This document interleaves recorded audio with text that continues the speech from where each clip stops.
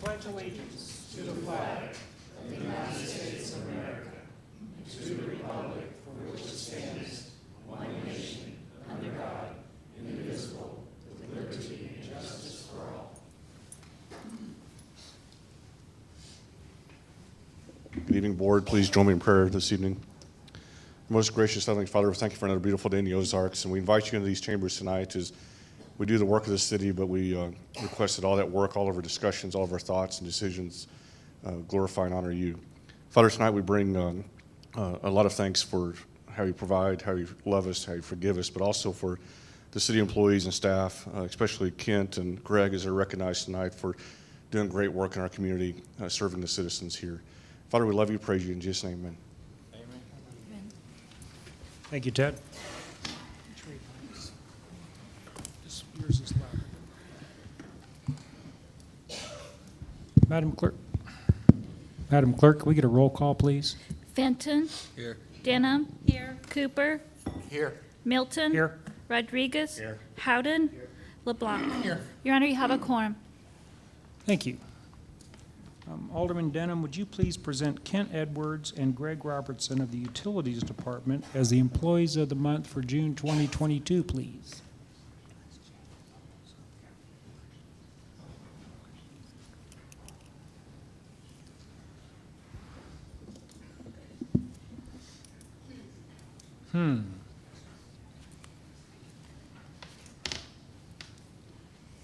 This is a privilege because I've had the opportunity to work with these gentlemen too in the past.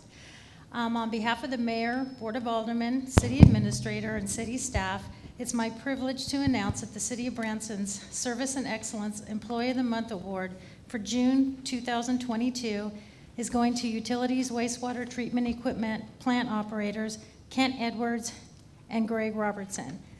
This award is to recognize employees who've gone above and beyond and whose performance exemplifies the City of Branson's values. Kent and Greg are receiving this award due to their exceptional teamwork and cooperation. They've both stepped up in biosolids and the wastewater plants by helping with special projects and volunteering to cover evening and overnight shifts at several locations when the plants are short-staffed. They each have extraordinary team spirit and are always willing to help in any way possible. This willingness to cover where needed, combined with the versatility of their skills, makes them both a vital asset to the Utilities Department. Congratulations and keep up the good work.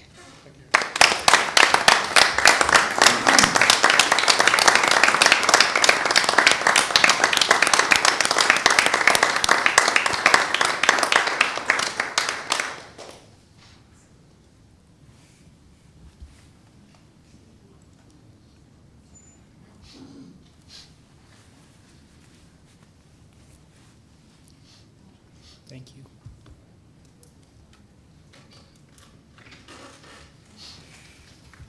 Thank you, Kent and Greg. You bet. Great job. You bet. Thank you.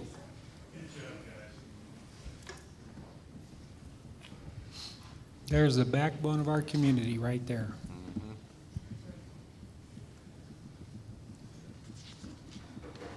This is the public comment section of our meeting. At this time, the board will hear citizens in the order they signed up to speak. Lisa, do we have any signed up tonight? Yes, Your Honor. Our first speaker is James Stevens, and he's speaking on the homeless. His address is 2804 Shepherd Hills Express Drive. Hello, Mayor and Alderman. First time I've been here as far as public speaking or whatever, and I just want to say I just moved here last September, and I feel like I died and went to heaven. I love living in Branson here. It's a wonderful city. I want to pay tribute to law enforcement and the firefighters. They do an excellent job. In California, I worked with them as a volunteer, and I see the garbage they go through. And sure, they're not perfect, but the John Q. public, they're a few fries short of a Happy Meal, and that's my personal opinion. But anyway, what I want on the homeless thing, you may not like what I have to say, but I think being from the Federal Republic of California, and I will not California your Missouri, I'll tell you that right now. Anyway, my suggestion is that you put them on a bus or plane and send them to California, because they're taking care of everything there, and get them out of here. You know, I just, this is my personal opinion, and a lot of those people have drug problems, and a lot of them, they don't want to straighten out, and you know, you can't fix, you can't change a leopard spot. And so I just want to say that something needs to be done. It's just my personal opinion, and accept it or reject it. Like I say, I worked in law enforcement in California. I actually retired from Mercedes-Benz Spare Parts Division, and I had to retire when I had a bunch of hardware installs, so I volunteered with the Sheriff's Department. So I see the garbage that law enforcement goes through, and I totally support and sustain them come hell or high water. And I'm not doing anything now, and I'm looking for either a part-time job or volunteer. So if you know of anything, let me know. So love you guys, and be safe. May the Lord bless you, and excuse me, but the Democrats be upset with you. Have a nice evening. Thank you, James. Lisa, any other speakers? Yes, Bobby Wydeen, topic Bird Road, 120 Coyle Road Drive. Yeah, I'm in one of those funny spots in Branson.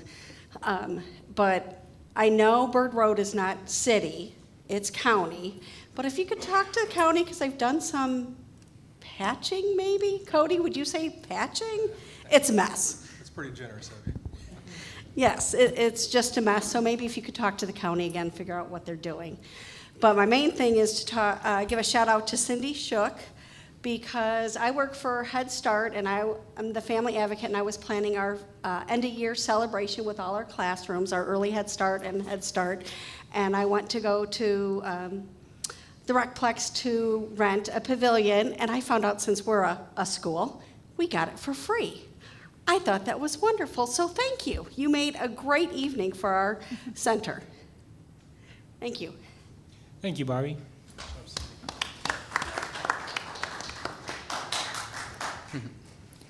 Lisa, another speaker? Next speaker is Cherry Webster, speaking on proposals, 118 Country Bluff Drive.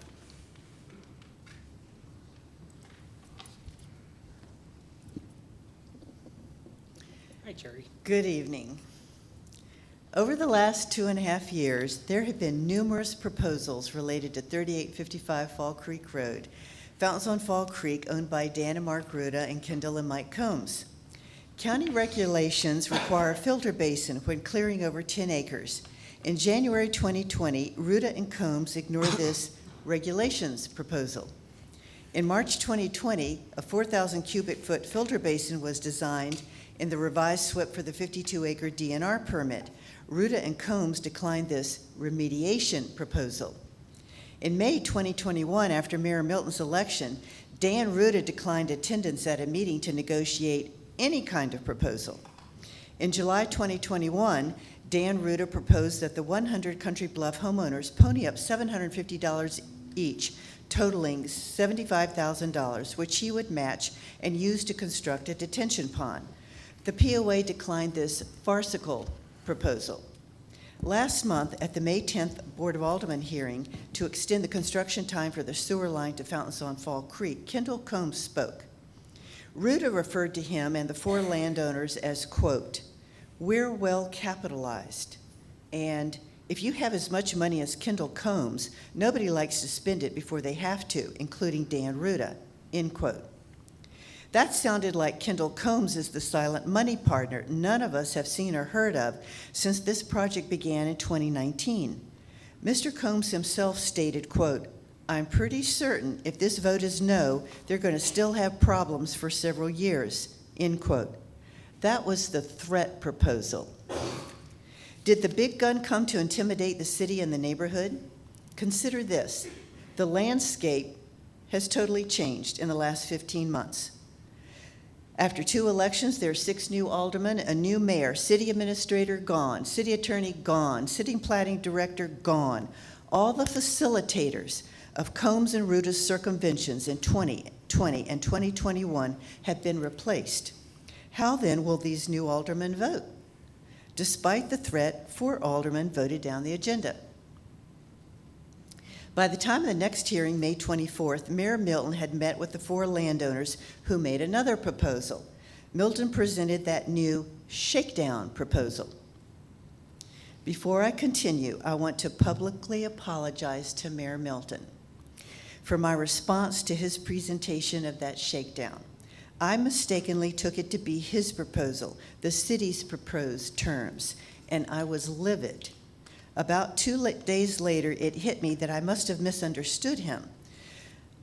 He confirmed in a subsequent conversation that, in fact, it was the Combs and the Rudas that proposed those terms.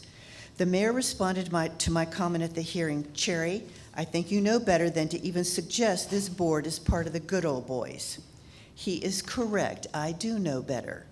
And I apologize for offending the mayor and any alderman with my comment.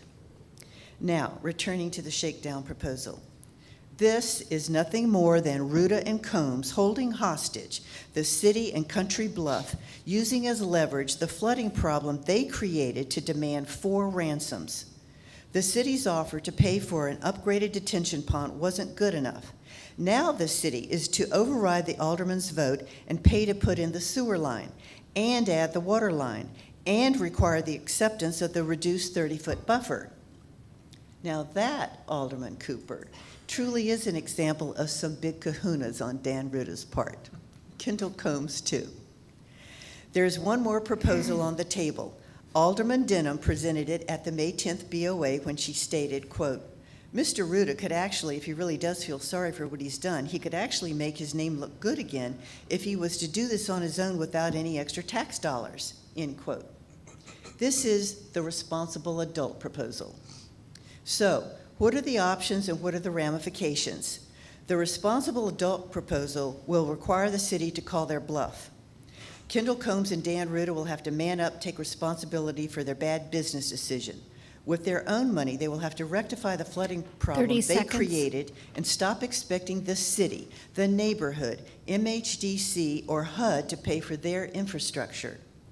For the shakedown proposal, if the ransoms aren't paid, Ruda and Combs will have to double down and threaten to take their ball and go home, as if they haven't already done so.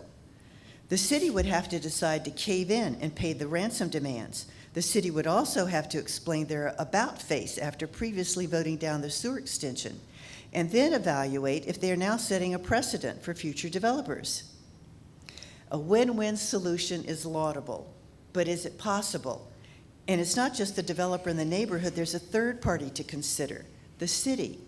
Can there be a win-win-win solution? I don't know. I do not know. But I do know, Mr. Mayor, you have spent a year trying to find a solution to protect our neighborhood. We are grateful for you and for your noble efforts. Please keep at it. Thank you, sir. Thank you, Linda.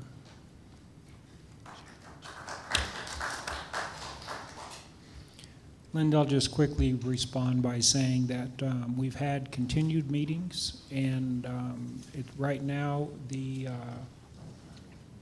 we've asked our attorney to prepare a developer's agreement that we'll be discussing. Thank you. Your Honor, next speaker is Bill Skanes. Who? I like you guys put those hats on because I couldn't see the top of your little bald head. Yeah. See, they're covering up. Who? Hey. What you talking about, bro? Yeah, I was pointing at you. I was pointing at you. I got hair. On a more somber note, I've talked with the mayor, and I'm here tonight to read a couple items on the issue of passing of Dan Lennon and the family and the Chamber of Commerce / CVB. I did an interview today with Color 10, and it was the hardest interview. I had to stop a couple times and clear my eyes. It's with great sadness that we inform you of the passing of Dan Lennon. Dan passed away on Sunday, June 12th. He was an important, vibrant member of the tourism community for almost 30 years. He joined the CVB in 2003, became the vice president of marketing for 9 years. He left Branson in 2013 to tout the entire state of tourism industry for Missouri. Ultimately, as a director of tourism until he retired in 2018. Dan was well respected not only for his marketing skills, but also his energy, intelligence, and kindness that he brought to all aspects of life. Music and the family were his two greatest passions. He will be missed. Our condolences to his wife, Jenny, much adored children, Noah and Emma, their spouses, and the entire Lennon family. This came, and as soon as I get it to come back up again, I apologize, Mr. Mayor. It's Facebook. It gets sent to me from Bill Lennon on Facebook, and it's going to take me a second to scroll to it. Okay. Brother Dan, sorry.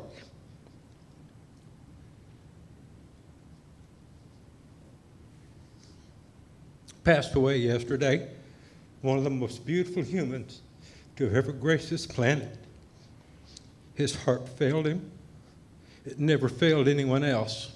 Son, brother, cousin, all-star league pitcher, all-city quarterback in Los Angeles.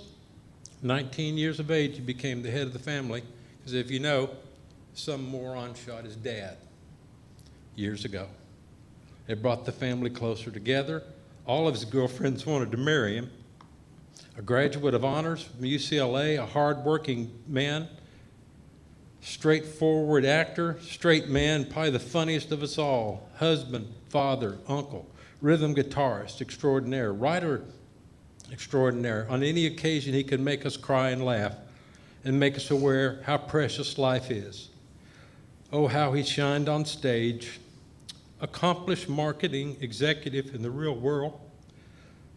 Sorry, guys.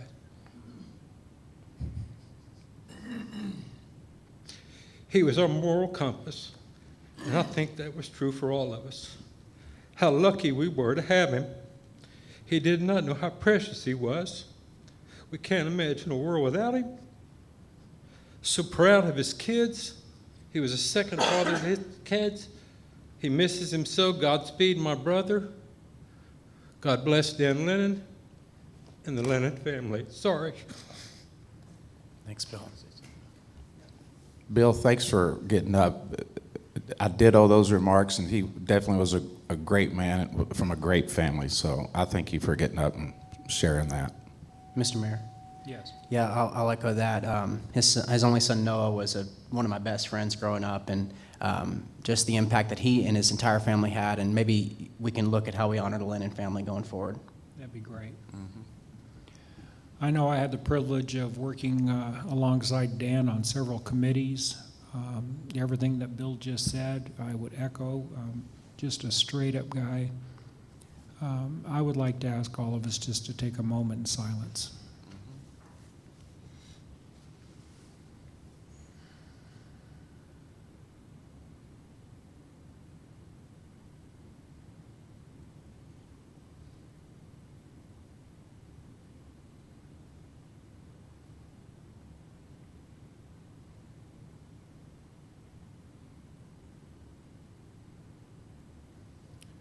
Again, thank you, Bill.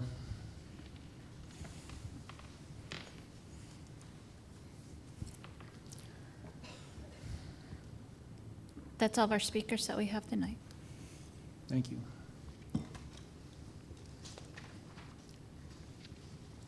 Next, we'll move on to the consent agenda.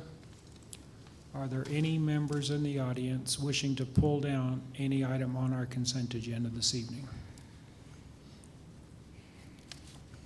Any members of the board? Hearing none. Lisa, would you read, please read the items on the consent agenda? Your Honor, the items on the consent agenda are as follows. Approval of the Board of Aldermen minutes for the May 19, 2022 study session, May 24, 2022 regular meeting, June 3, 2022 special meeting, and June 7, 2022 special meeting. Acknowledge receipt of Finance Committee minutes for the March 24, 2022 regular meeting. Your Honor, that concludes the reading of the consent agenda. The floor is open for a motion approving all items on the consent agenda.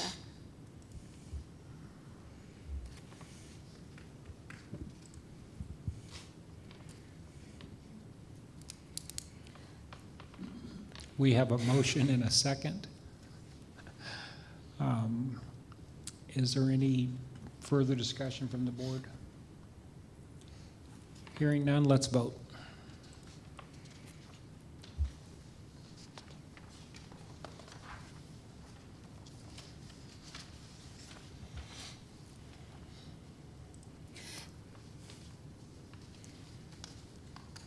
That motion carried 6-0.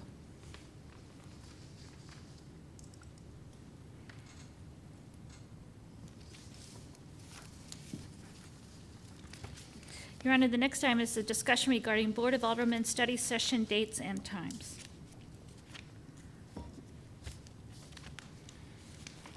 I will provide the introduction to this.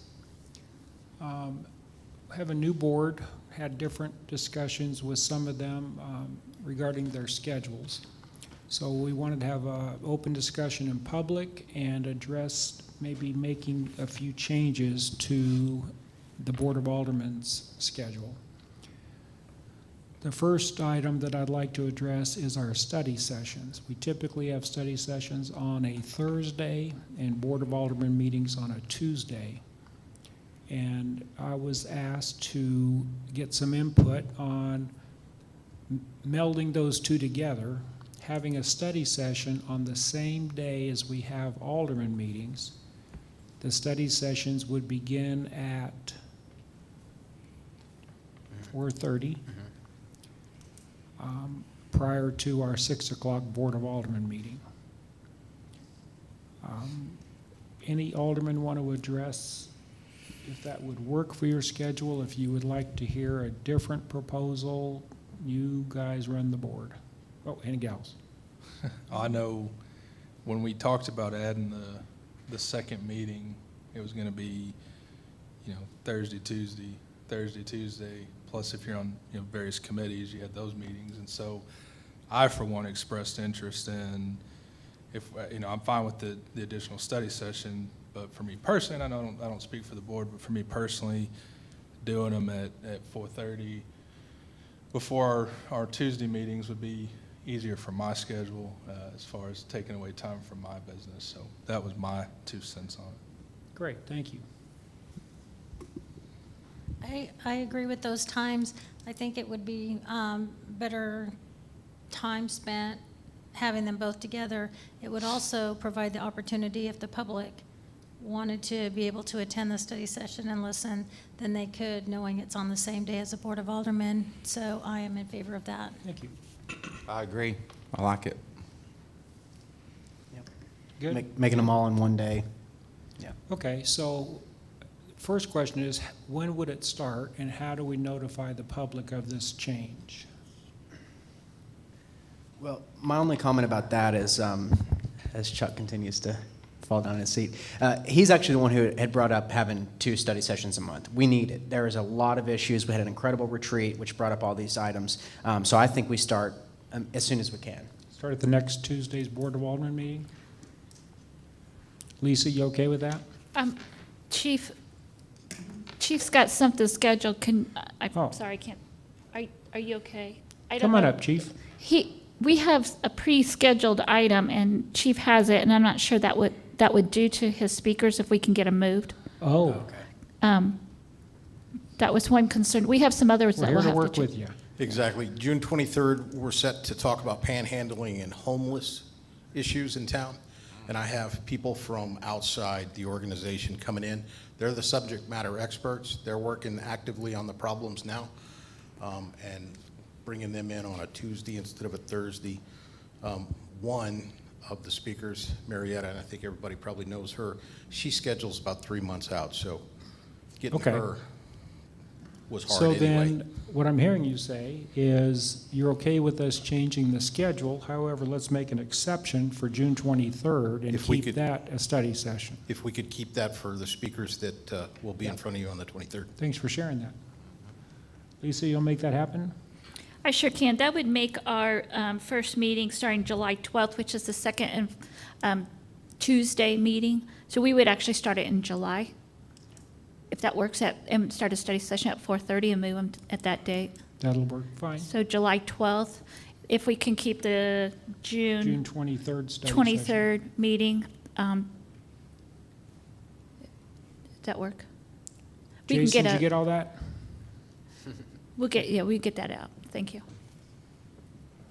I count on Jason to let our public know what we do here. Very good. So we'll put that into place. Chief, thank you for your input. Anybody else have input on this change? Ted, you're good? I mean, I would think that this would be a good thing for all the directors as well, wouldn't it? Just wrap it up in one, I mean, right? Okay. 4:30 ends their workday, they just step in here. Oh, yeah, then they're off the clock. We don't have to pay them. Good thinking. That's a budget benefit. idea. Okay. Madam Clerk, you want to move on to the next item, please?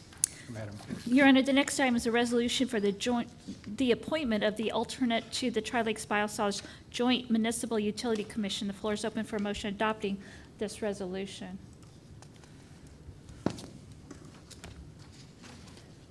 We have a motion and a second. We'll get a staff report from Kendall. Get this thing organized here. I'm going to fix that thing. There we go. Can you hear me okay? Yep. All right. Good evening, Mayor and Board. The Tri-Lakes Biosolids Joint Municipal Utility Commission is made up of the Missouri cities of Branson, Hollister, Forsyth, Rockaway Beach, Kimberlin City, Reed Springs, Galena, and Sparta.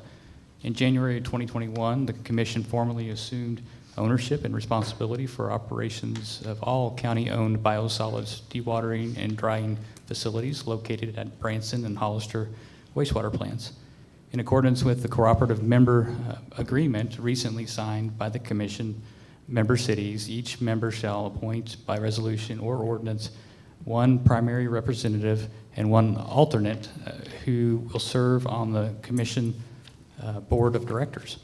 Each member city representative shall serve on the board of directors for the purpose of decision-making necessary for operations, maintenance, repair, and future improvements of the biosolids drying facility.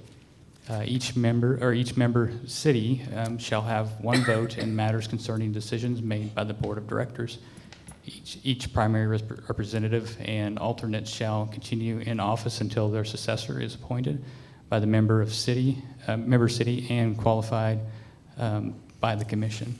If approved, the attached resolution will serve as the City of Branson's appointment of Aaron Durso, Assistant Utilities Director, as the alternate board member. Happy to answer any questions.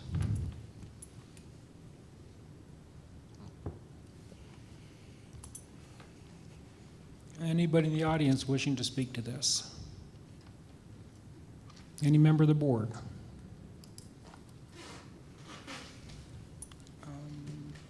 Hearing none, let's vote.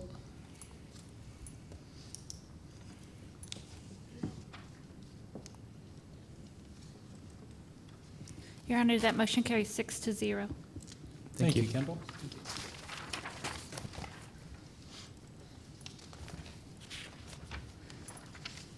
Your Honor, the next item is the first reading of Bill Number 6162, an ordinance approving the contract with JCI Industries Incorporated for the rebuild of replacement of lift station pumps and authorize the mayor to execute the contract. Floor is open for a motion to approve the first reading of Bill Number 6162. We have a motion and a second. We'll get a staff report from Kendall. The staff report will be for both JCI Industries and the following item on the agenda for fluid equipment. 2 bids were received on April 6th of 2022 for the pricing of new and rebuilt submersible sewer lift station pumps. The request for bid indicated the utilities department would first have all existing pumps listed in the bid scope inspected and evaluated by the service provider for the possible rebuild in lieu of replacement. Those pumps found to be suitable for cost-effective rebuild will be refurbished and placed back in service. Pumps that are not suitable for rebuild will be replaced. At this time, it is anticipated the existing pumps currently scheduled for evaluations can be refurbished based on age, current condition, and history of performance. As a standard guide in our lift station pump rebuild replacement program, any existing pump which has a rebuild cost of less than 50% of replacement is typically rebuilt. Under the department's current program, all lift station pumps are evaluated every 6 to 7 years based on the specific application.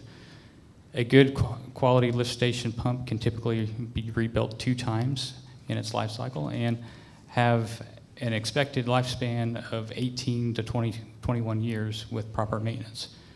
The service provider will evaluate each existing pump from lift stations and provide written quotes for each proposed rebuild. Staff will then determine whether each pump will be rebuilt or replaced. Staff will rebuild or replace as necessary as many pumps as possible within the budgeted amount during the 2022 fiscal year. This item is for the contract with JCI Industries. Staff recommends award of the contract to JCI Industry, Inc. for the rebuild or replacement of lift station pumps for the fiscal year of 2022 in an amount not to exceed $81,849.27. The next item is for fluid equipment. Staff recommends award of the contract to fluid equipment for rebuild or replacement of lift station pumps for the fiscal year of 2022 in an amount not to exceed $60,000. This bid item meets city specifications and is within budget. Funds are available in the department's operating budgets. Staff recommends approval. Thank you, Kendall. Are there any questions from anybody in the audience? Nobody wants to talk about rebuilding lift stations and sump pumps? Did you fall asleep out there?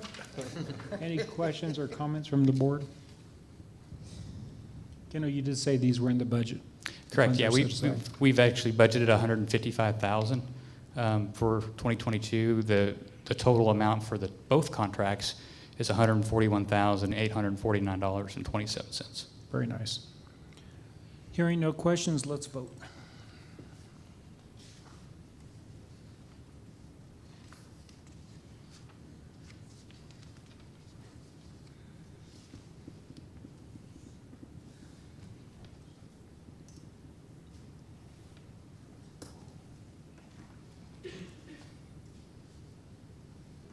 That motion carried 6-0. Thank you.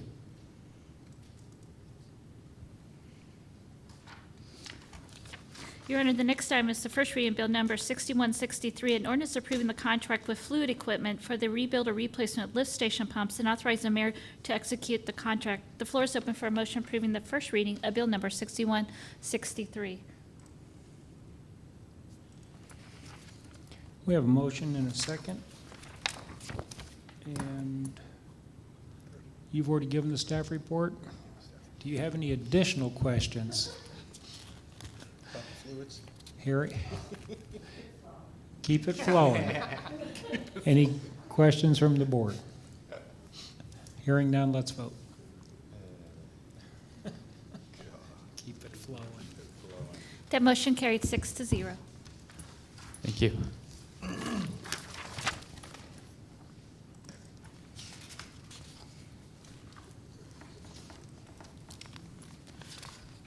Your Honor, the next item is the first reading Bill Number 6164, an ordinance approving the contract with Rush Truck Centers of Missouri Incorporated, DBA Rush Truck Center, Springfield, for the replacement of 2 wastewater tank trucks and authorizing the mayor to execute the contract. The floor is open for a motion to approve the first reading of Bill Number 6164.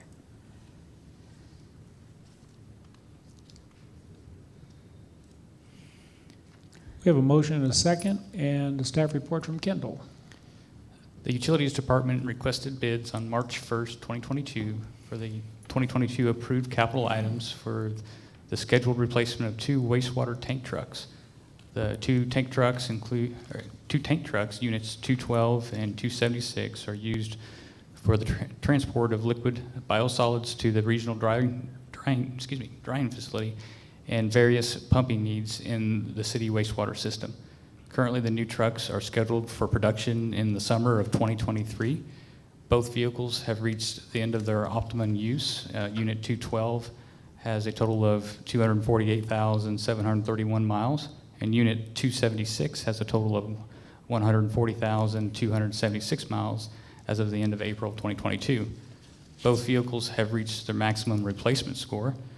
One bid was received for the cab and chassis without pump tank assembly from Rush Tank Center of Springfield in the amount of $122,822 per unit. Utilities is requesting a contract for the replacement of both units for a total price for units not to exceed $245,644. Funds are budgeted and available in the 2022 budgets. Staff recommends approval. Kendall, you tossed a softball that I can't just let sit there.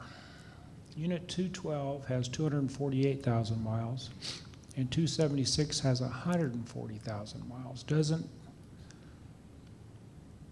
the Unit 276 have an opportunity for another 100,000 miles? So that's a very good question, and I'm glad you point that out. Unit 276, I think we originally purchased that truck for around $130,000. That was chassis and tank assembly all together. Keep in mind, this is just chassis only.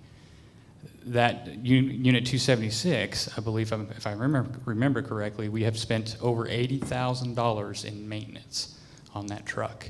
It's actually been in the shop 2 times or 3 times this year. Again, it's one of those models that's had significant issues. It's been in the shop several times.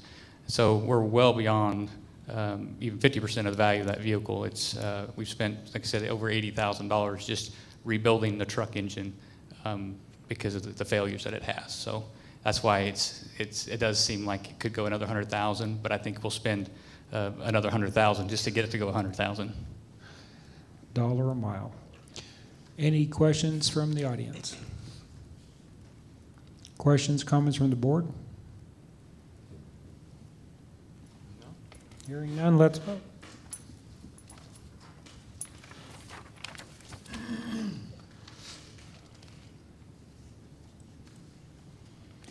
That motion carried 6-0.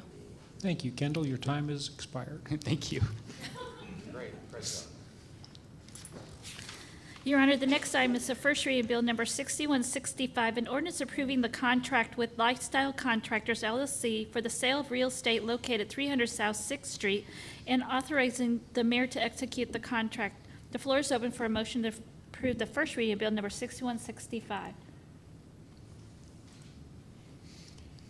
We have a motion and a second. A staff report from Jan. Mayor, members of the board. The property at 300 South 6th Street, famously known as the old high school, we're recommending the sale of that to Lifestyle Contractors LLC for the development of multifamily housing. The terms of the agreement are for $50,000, and I don't have a lot of background information. I would have to defer that to our legal counsel for any additional information. I was remiss in sharing with everybody that Jim Meadows, our city attorney, is online. He's been listening to us, and I should have told you that at the beginning before you made your remarks. So if there are any questions for legal, Jim's available. Jim, are you there?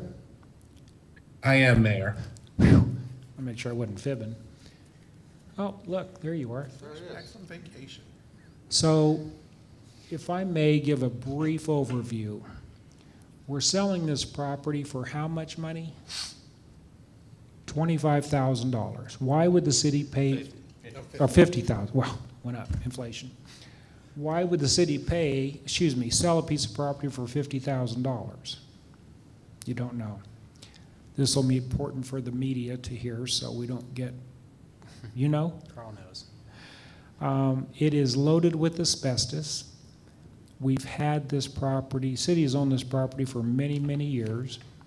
The last estimate we received to remove the asbestos was $250,000.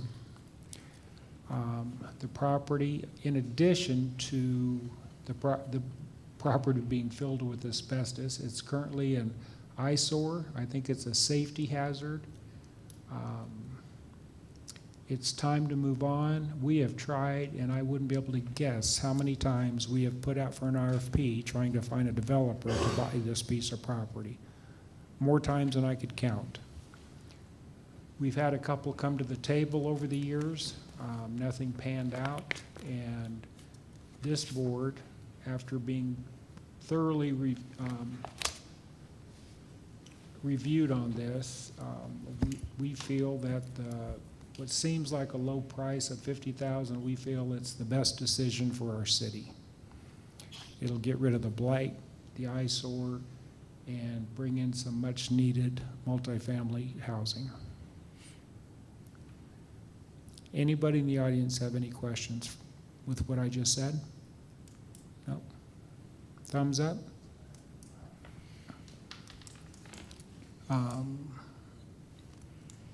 So if you have no questions, board, oh, yes, come on. Sure, come on up to the mic, please.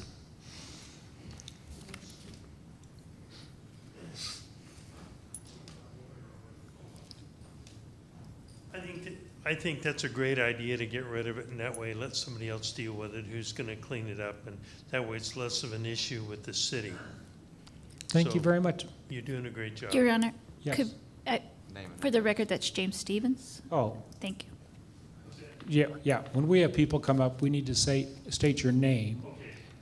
We also have people that are listening online, so we try to keep them abreast also. But thank you.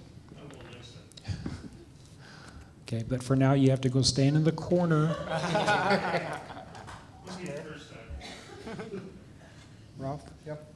I was also going to say, it does appear to be a low amount, but there's an annual cost involved in maintaining this property because it's city property. So we're going to wipe that off of the sheet also. And I think the developer is going to do an amazing job there. And and have personal experience with this. I won't go too much into it, but I know that building kind of is a challenge for a lot of young people to let's go kind of tour the building. So we're gonna increase safety in the community by this building, being torn down and the remediation happening. So I think this is a definite plus side for us and plus side for the developer also. Yep. Very nice. Any other questions, comments from the board before we vote on this? Hearing none, let's vote.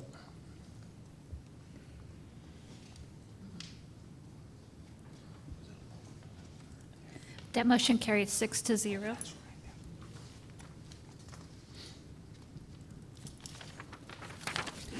Your Honor, the next item is the first reading bill number 6166, an ordinance amending the adopted 2022 budget for the city of Branson to adjust monies in the general fund for an increase in mayor and board of aldermen conference and travel. The floor is open for a motion to approve the first reading bill number 6166.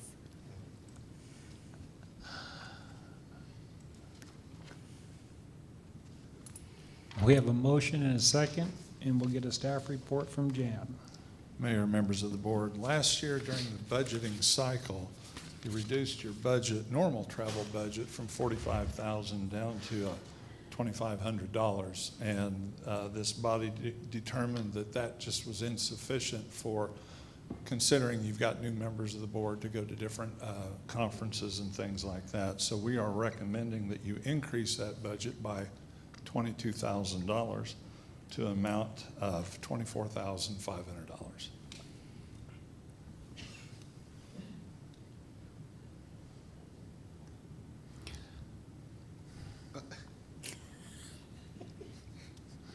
Is that what we agreed to?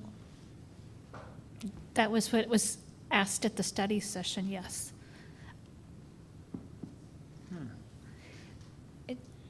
Okay, I know the budget used to be $45,000.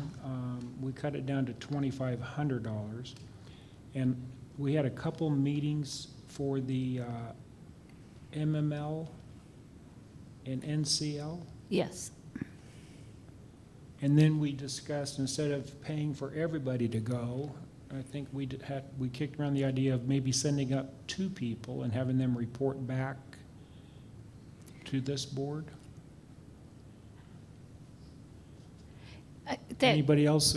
I thought we reduced it drastically. I remember talking about this, and I thought we reduced that drastically on purpose. Well, it was 2,500, and 2,500 wasn't enough to send 2 people. Well, yeah, but now they're asking for 22 grand. You're asking. I'm not asking. Somebody's asking for it. Who's going to step up to the mic and say, I want 22,000 for the board? Chuck. Okay, there seems to be some confusion. That just seems like a lot of money. Maybe what we did was we took the calculation of all board members. That's and what the it mayor. was. That's what it was. We have MML at times 7, at 1,300 times 7 is 9,100, and then NLC was 1,800 times 7 was 12,600, and that was 21,700, that was the 22. And perhaps later you decided not to send not to budget for everybody to go. I didn't, Yeah, I think I had some discussions with some and just felt that that seemed to be an awful lot of money for this board to be gallivanting all over the country. So, 22,000. Just as a reminder, Mayor, that's a Yeah. budgeted It's amount. budgeted. You don't have to spend spend it. that Yeah. much. I know, but wait till Jason puts that in the newspaper, right? Mayor and board increased their travel expense from $2,500 to $22,000. 24,000.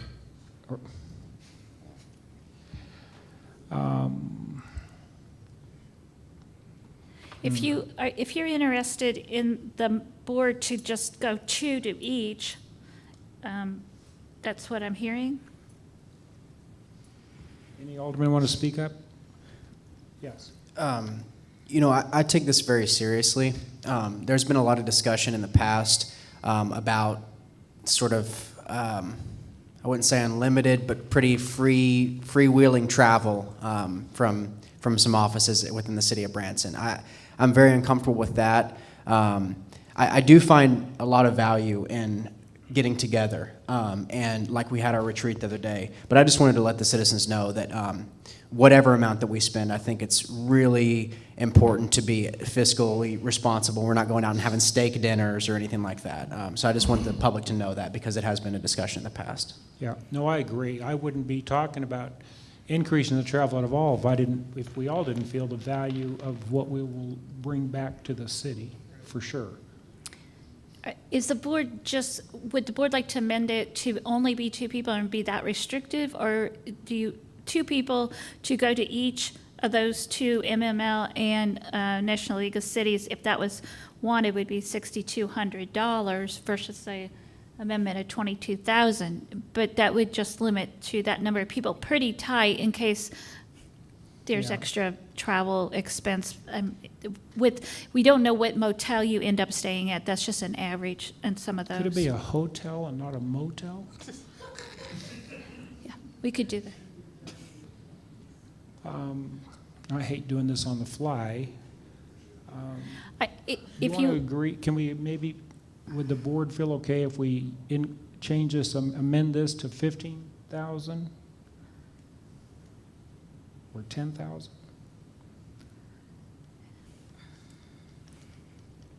It's at 22,000.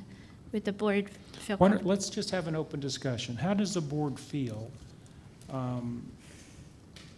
The $24,000 figure was calculated based on all 7 of us going to these 2 conferences that we all see a lot of value in. The city will see the value. Myself and a couple aldermen just had a conversation and thought that was a lot. And one idea was maybe just send a couple of us, a couple of them, to go to these conferences and come back and share with the rest of us what they learned. Any aldermen have any comments on that?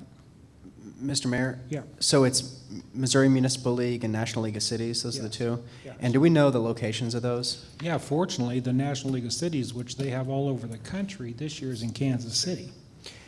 You know, that's become somewhat of a tradition for aldermen to do that. I think let's send 2 to the other one. But I think there was a lot of value in whoever could go to that To one go in to the Kansas City. NCL. Well, the fact is, Kansas City is going to save us a lot. Yeah. I think we're averaging numbers is the problem. We don't know the exact number. So whether it's 2 that goes or 6 or 7 or whatever it is. So in the interest of not having to do this, if we overrun it a little bit, I mean, my thought would be, like Jan said, we budget it, try to not spend it, and just be, like Marshall said, maybe send a couple to the Missouri one and whoever wants to go to the other one. But have the money there, or the allocation there, so we don't have to rehash this. That'd be my 2 cents, because we have no idea what it's actually gonna cost. Yeah. Clay? No, yeah, I mean, I see what he's saying, but I also see the optics of Well, the and- headline, you know. Don't forget, we got Jason sitting in the back. Jason, would you take it easy on us if we approve this? Love an Mr. Mayor? honest man. Yes. Just kind of recalling that conversation that we had as a board.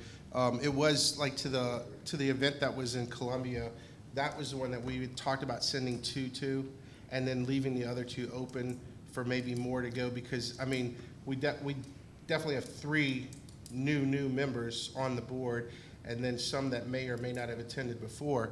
And, you know, when you talk about optics, I mean, you know, as a professional, I have to do continuing education every single year. And, you know, those costs are factored into my doing business. And so, you know, when you look at, like, we're budgeting, you know, for us to be the best that we can be on this board. It's not that we're just spending money. It's to educate ourselves to how can we be great stewards of this community and be great stewards of the budget and of personnel and of all the things that we're tasked with. And we're tasked with a lot. And so I think, you know, we can all glean insights by attending these things. And, you know, I mean, just like continuing education, you sit in classes and you learn pertinent information. Sure. But then the after those times is really just that release of, you know, fellowshipping and getting to know people in other communities and things like that. So I mean, I think it's just as Jan said, it's a budget. We don't have to spend it, but it's just something, you know, for Jason to put in the paper that this is not just money we're spending. It's actually we're investing in the people who are on this board. I mean, it's definitely important from a continuing education standpoint. And as an alderman, I feel it's very important, you know, because I want to be the best that I can be up here. And I know these guys and ladies also want to be the best they can be. So. Yeah, and just for some history on this, 2019 was the last time the city attended an NCL meeting, and it was held in San Diego. And then when COVID hit, so the city hasn't been to any meetings in 20 and 21. So this is the first meeting that we're considering going. And I agree with you. If I didn't think the value was for the city, I wouldn't be recommending it at all. So are you wanting to go ahead and approve what's proposed? And Well, you know, I think it's pertinent that, you know, and not to say that all of us are going to be able to attend, because, you know, we all have other Sure. lives and schedules, but, you know, in the event that the stars line up and it's something that we can all attend as a board and the mayor, you know, I think those funds should be there. Again, maybe 3 of us are only the ones that can go, or 2 of us can go, but, you know, if everything lines up that we can all attend, Okay. then, you know, we'd miss an opportunity to really, for us to, you know, it's the telephone story. You know, I go to an event, when I come back, I tell you just kind of what sticks in my head. You don't get the full picture. This is an opportunity. We're giving ourselves an opportunity to get the full picture if we're all able to attend. And then if not, somebody's just going to get half the picture when we come back. fair enough. So am I hearing the board say they want to go ahead and vote on the motion as presented? Yes. Yep. Okay, then let's vote.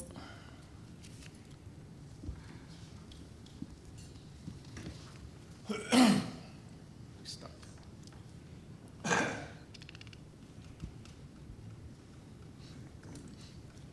The motion carried 6-0. I can see the headlines now.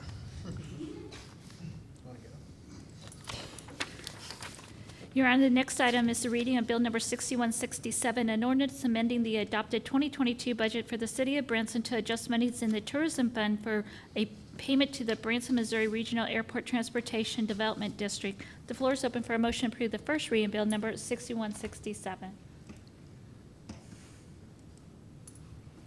We have a motion and a second. We'll get a staff report from Jan.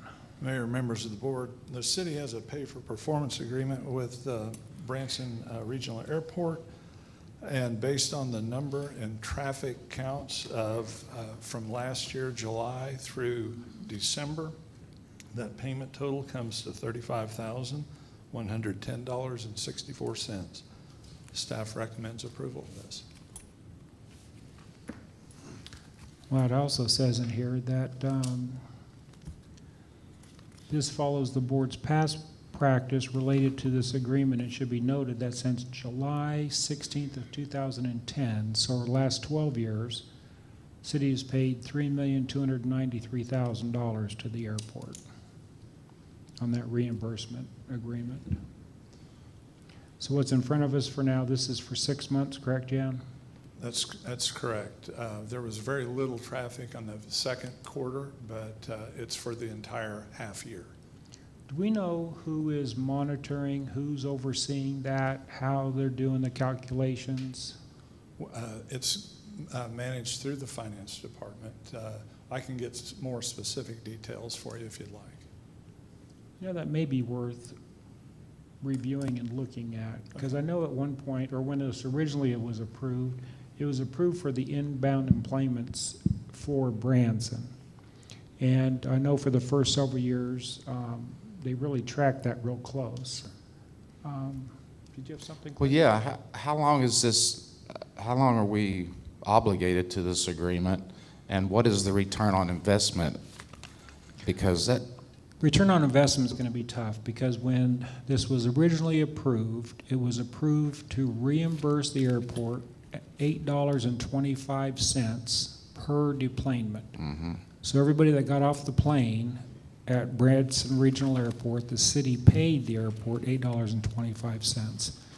The logic at the time was, let's help that airport succeed. The more people they bring to Branson, they'll come and help support all of our businesses. And in return, the more successful our businesses are, the more revenue the city receives.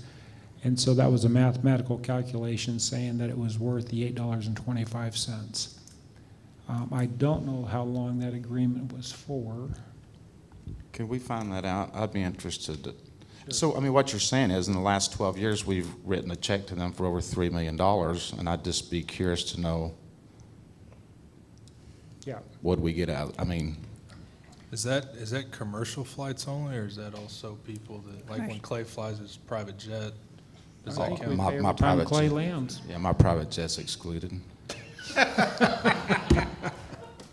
It's that invisible jet, isn't it? They can't even track him landing. They don't know when I'm coming in, man. But no, in all seriousness, is that like just the You commercial know airlines? what? I that don't deplane? know. Maybe, Lisa, would this be worth a study session? Maybe, or maybe just bring it up at another Alderman meeting? Absolutely. And just give us some of the facts and the basics and. Sure. We'll bring that agreement back. Yeah, that'd be great. We can have that just for a review. That'd be great, because there's nobody on this board that Right, was there right. at the time.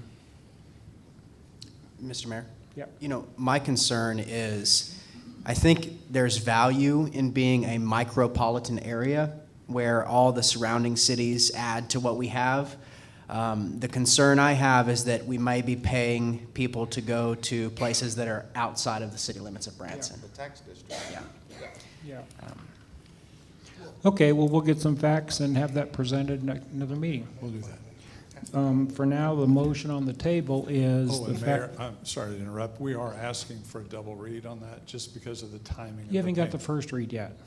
Sorry. You may not pass the first, if it doesn't pass the first one, you don't need a second one. So over the past 6 months, we're reimbursing the airport for $35,110.64. So can I ask a question, Mr. Mayor? Sure. So just so I'm aware, we've already agreed to do this, and this is just a transfer of money from funds? Yes, That's sir. correct. This has been in place Okay, for okay. how many years? A lot. 12? Lisa, am I wrong in saying that we vote on this for renewal every year? No. No, we do not. We do We not. do not. Okay. What we vote on twice a year is the amount where this board's agreeing to reimburse, which is fulfilling the contract that's been signed. So it's not really a vote. We got to do it where, I mean, Well, that, Right. the staff You're just report's a little transferring the funds. confusing. Huh? The staff report's a little confusing because it kind of implies we don't have to. That's what I'm saying. So is it a contractual obligation that we have to pay this? Yes. Yes. Okay, all right. I was So just it's a kinda transfer confused. of, you're right, it's a transfer. So of we're funds. just voting on the transfer. It ain't like, do you want to or not? See, so it's amending the adopted budget to adjust monies to pay the airport TDD.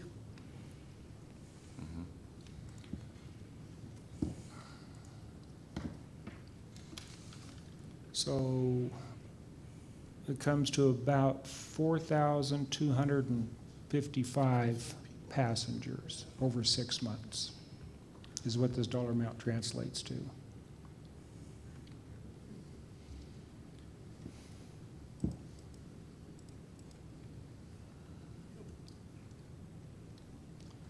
Any other questions, comments from the board? What we're voting on is to transfer the money so we can pay this amount. With the understanding, we're going to bring this topic up at a future Alderman meeting and thoroughly discuss. Yeah. Yes. Yeah. Okay? Yep.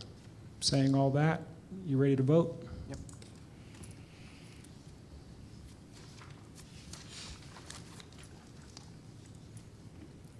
That motion carries 6-0.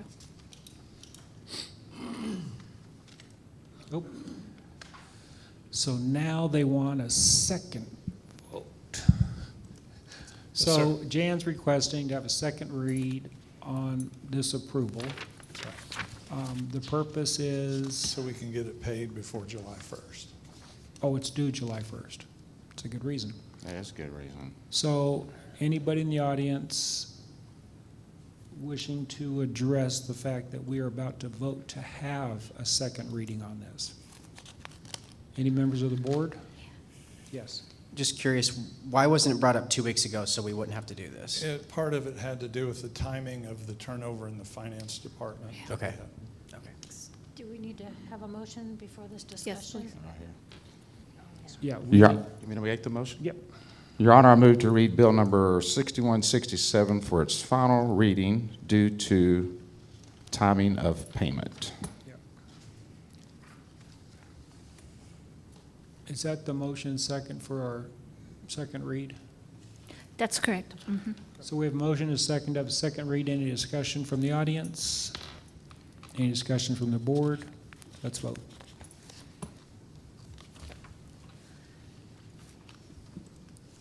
Your Honor, that carried 6-0. So what we just voted on was to have a final reading. So we approved a final reading. Now we're going to go and go through the process of having the final reading. So Madam Clerk, would you read the? Your Honor, this is the final reading of Bill number 6167, an ordinance amending the adopted 2022 budget for the city of Branson to adjust monies in the tourism fund for payment to the Branson, Missouri Regional Airport Transportation Development District. The floor is open for a motion to approve the final reading of Bill number 6167. We have a motion and a second. Anybody in the audience wish to discuss this? Any member of the board? This is the final reading of this bill. Ready to vote? Let's vote. That motion carried 6-0. Your Honor, the next item is the first reading of Bill number 6168, an ordinance approving the contract with Connell Insurance Incorporated for property liability, workers' compensation, and cyber liability insurance premiums, and authorize the mayor to execute the contract. The floor is open for a motion to approve the first reading of Bill number 6168. We have a motion and a second. Is there anybody in the audience wish to discuss this matter? Any members of the board? Hearing none, let's vote.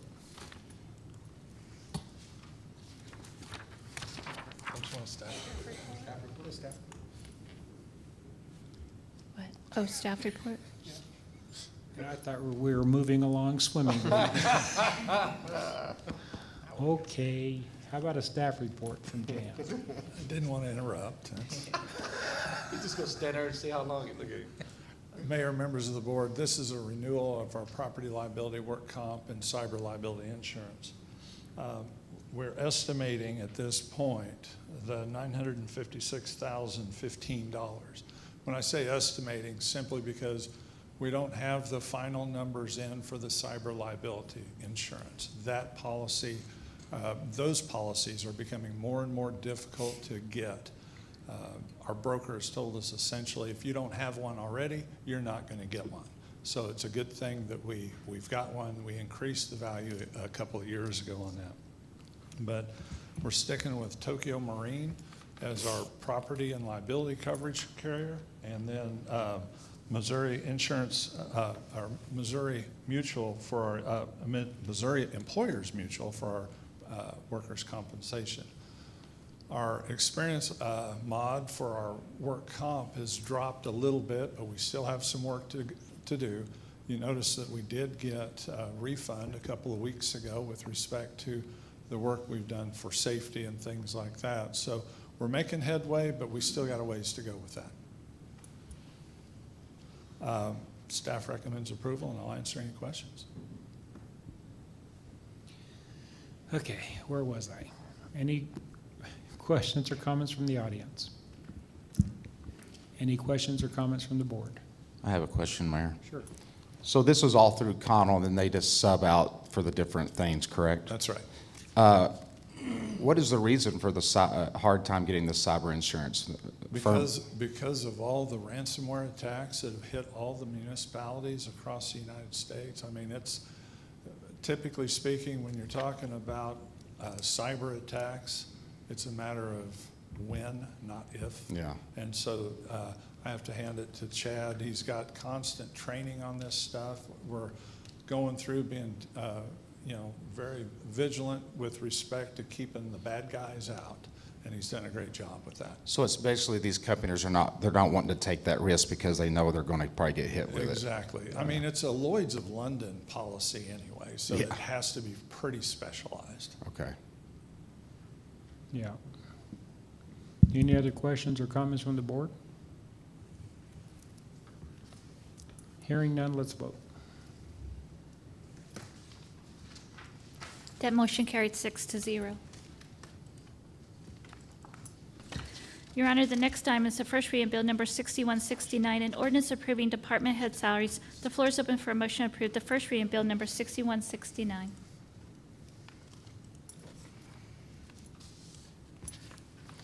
We have a motion and a second. We'll get a staff report from Jan, please. Mayor, members of the board, this particular bill is before you tonight simply because it's kind of critical for us whenever we're looking at a finance director, a city administrator, a planning director, and various, a city attorney. All those different positions would fall on this scale. Currently, we don't have an officially approved scale for department heads. We haven't had one since 2018, and we're just kind of cleaning house and making sure that we've got this in place so that we can do the things we need to do with respect to recruiting new employees to fill those gaps. I'll answer any questions you may have. Anybody in the audience have any questions or comments? Any members of the board? Could he dig into this a little deeper and kind of? Let's address a few things. Okay. The last time a Board of Aldermen approved this was 2018. That's my understanding, yes, sir.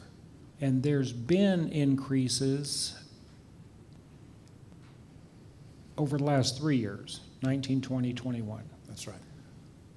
Without board approval for those, what was that process? How did they get approved? They got approved by the city administrator's office. So one of the classifications, I'm looking here, Chad, can we put this up on the screen? This Class 107 is the city administrator.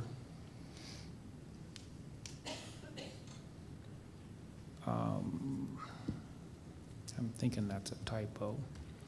So for the last 3 years, the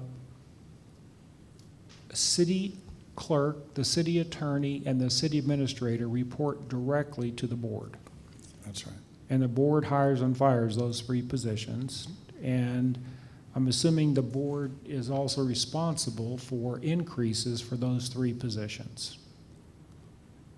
Yes, sir. Jim, would you agree with that?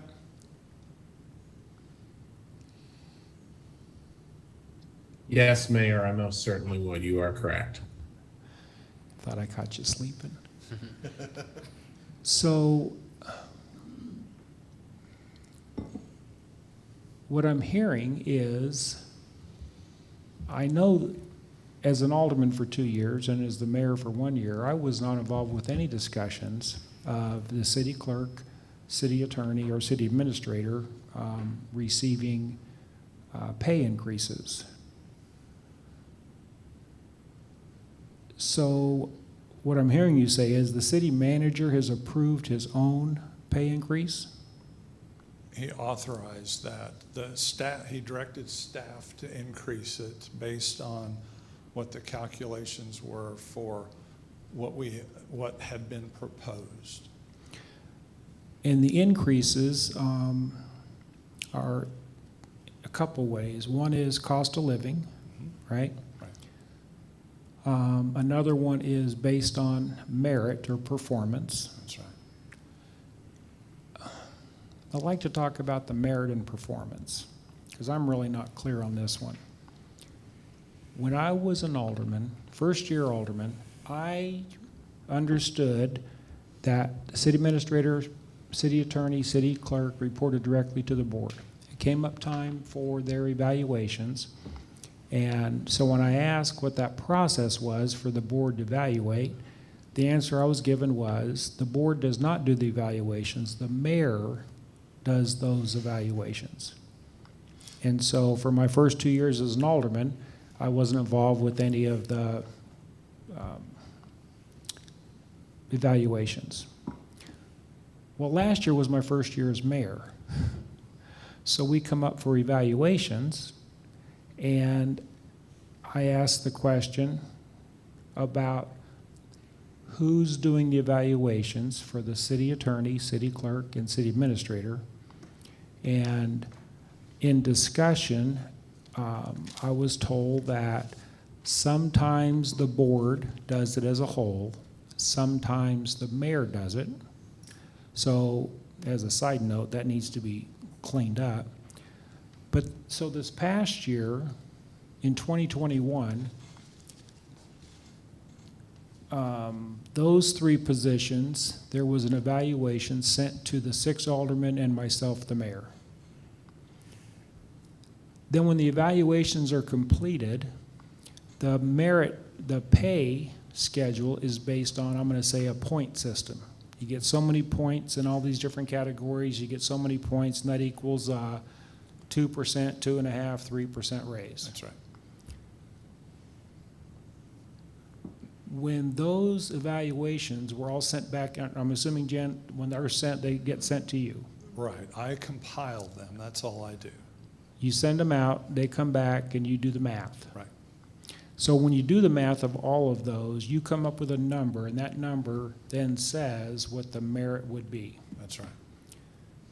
There was no, well, when I say that, as the mayor, I was not given the opportunity to do the evaluation for the city administrator, which there again, I was told as an alderman don't do it, the mayor does it.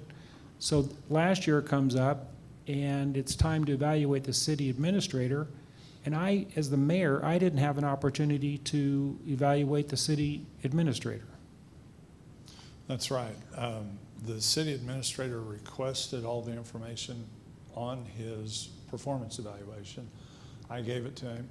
He took that information. We have a status change form that we accompany those things so that my staff knows how to make the changes in our payroll system based on the performance scales and things like that. I gave it to the form, everything to the city administrator. And then the president then of the board then signed off on that performance evaluation, and you did not.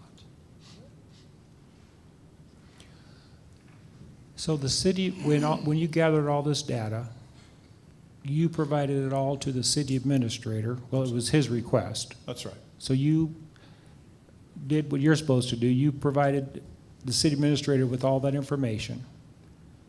And it was the city administrator that chose to have the mayor pro tem, which was Bill Skanes, right? Mm-hmm.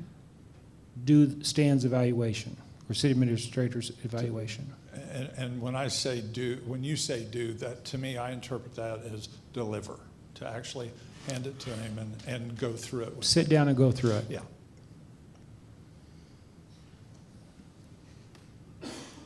I wasn't there, though. I don't know that that actually occurred, but based on the signatures, I will presume it did.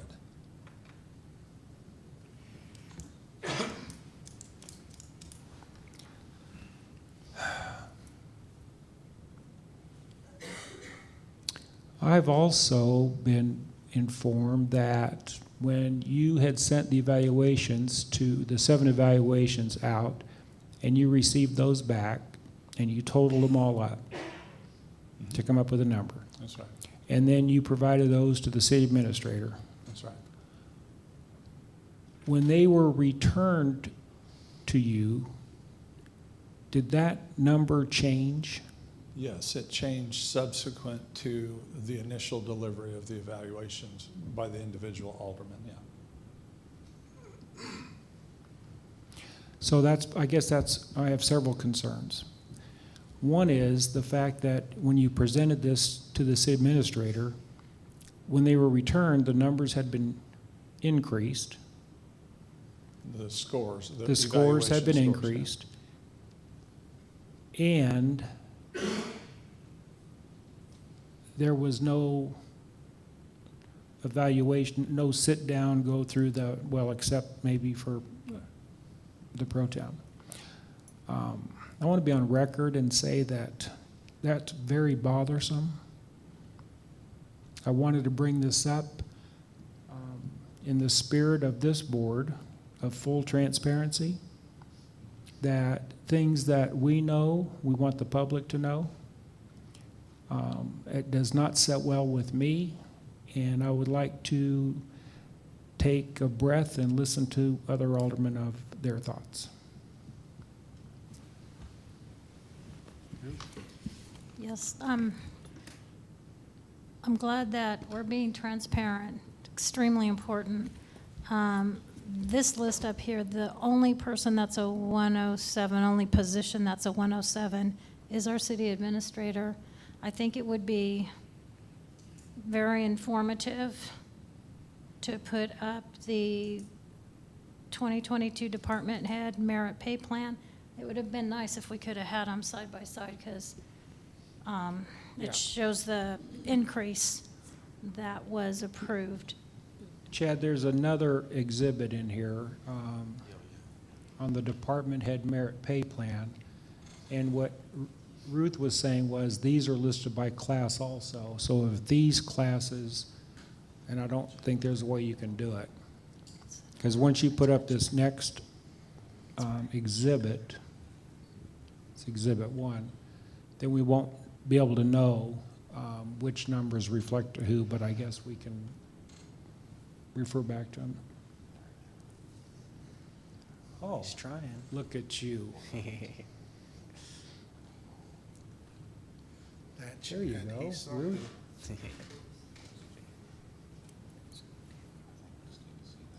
He'll enlarge that. There you go.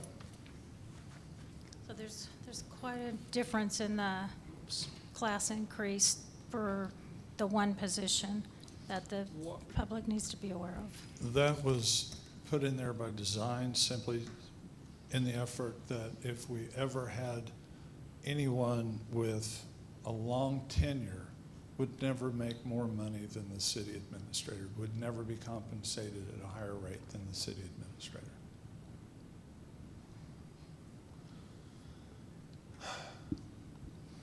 Okay, that's either a typo or there's an explanation, but under 107, which is on the left screen, that class clearly didn't increase by 50%. No, it's a 50% increase over the 106. So each of those class percentages, so Are- 103 is 3% higher than 102. Right, because in years gone by, one was 11.7, one was 2, one was 17, and it was all over the place. I made them more uniformed so that there was a graduation, a predictable graduation between classes.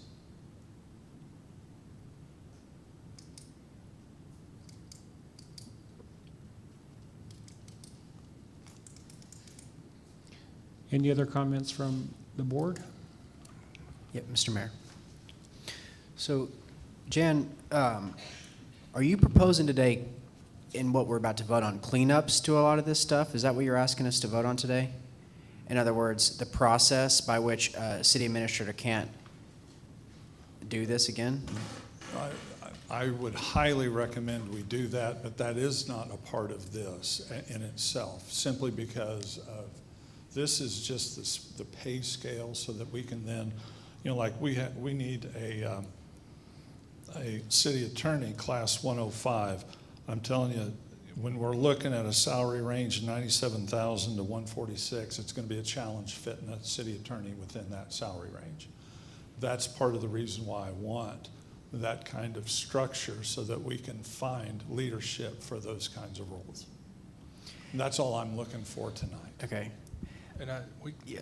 Are you done? I'm sorry. Yeah, a couple more, just real quick. I think it's problematic in and of itself to even show the evaluation of the person, period. I know he asked for it and he was a superior, but to show somebody their eval, I don't think they need to see that. They need to see the end result of the score that they got, so they can't manipulate it. Yeah, it's frustrating. We did have some idea of what went on. As we continue to go forward, we get more and more details of just how this happened, and it's certainly concerning. So, thank you. So again, the vote tonight is, just so we're clear, is what? It's for approval of the screen on the left to approve that pay plan. Now, I would highly recommend that we come back and do something with respect to a change in code or whatever it is it's going to take in order to clean up the process of evaluation and things like that. We can do that as well. Jan, I'm wondering if we shouldn't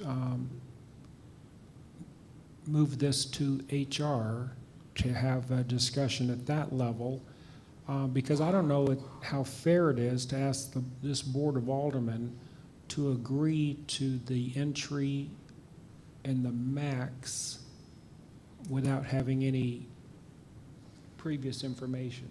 You just something, Cody? Well, I think that's what I was wondering. So, as I understand it from what you submitted with the exhibits, I mean, this essentially is the pay plan. It is. And so tonight, this basically is what it is. And so in order to be in compliance with code, you need board approval to approve what's already in existence.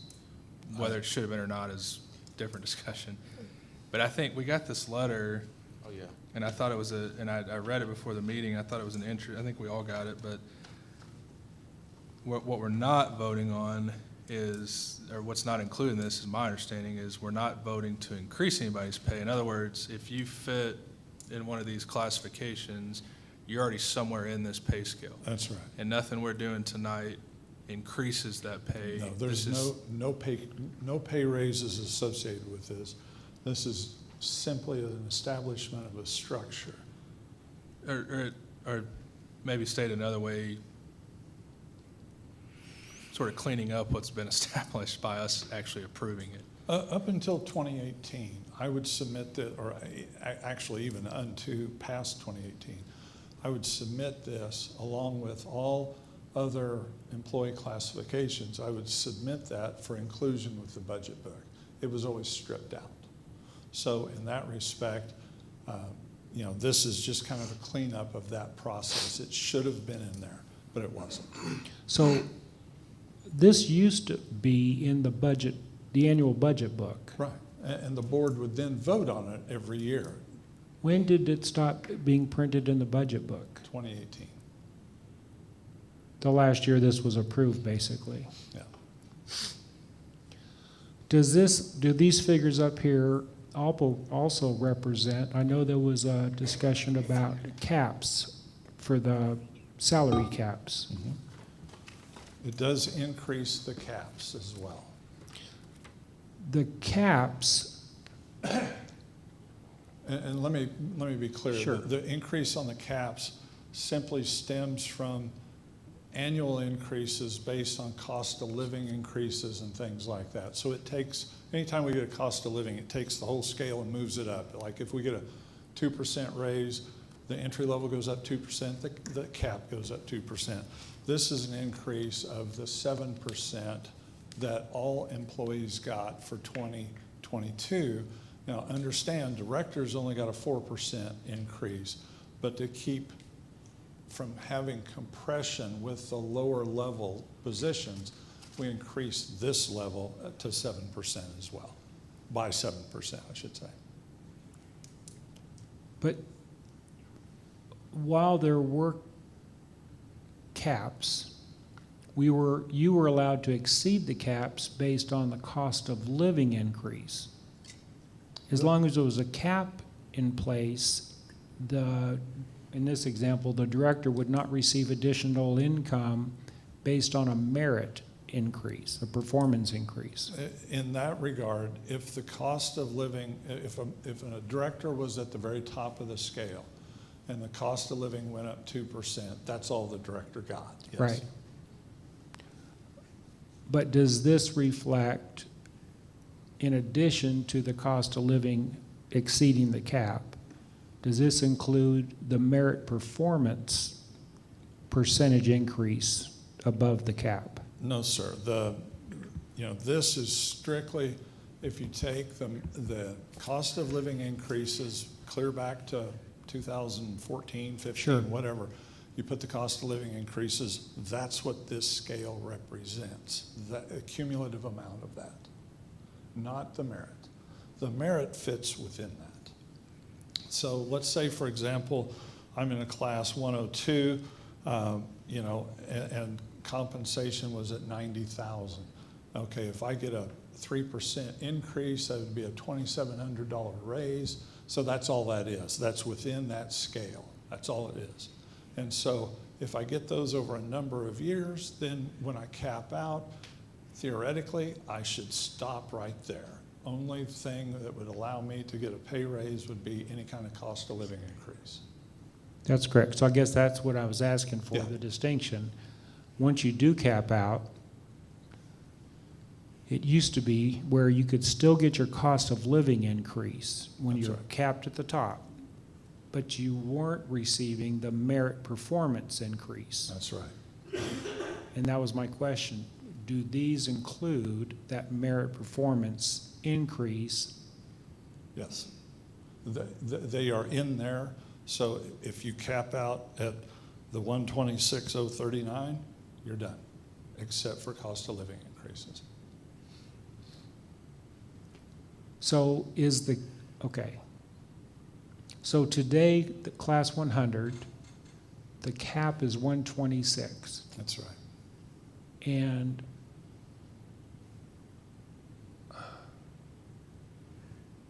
we don't have any class 100s, right? No, sir.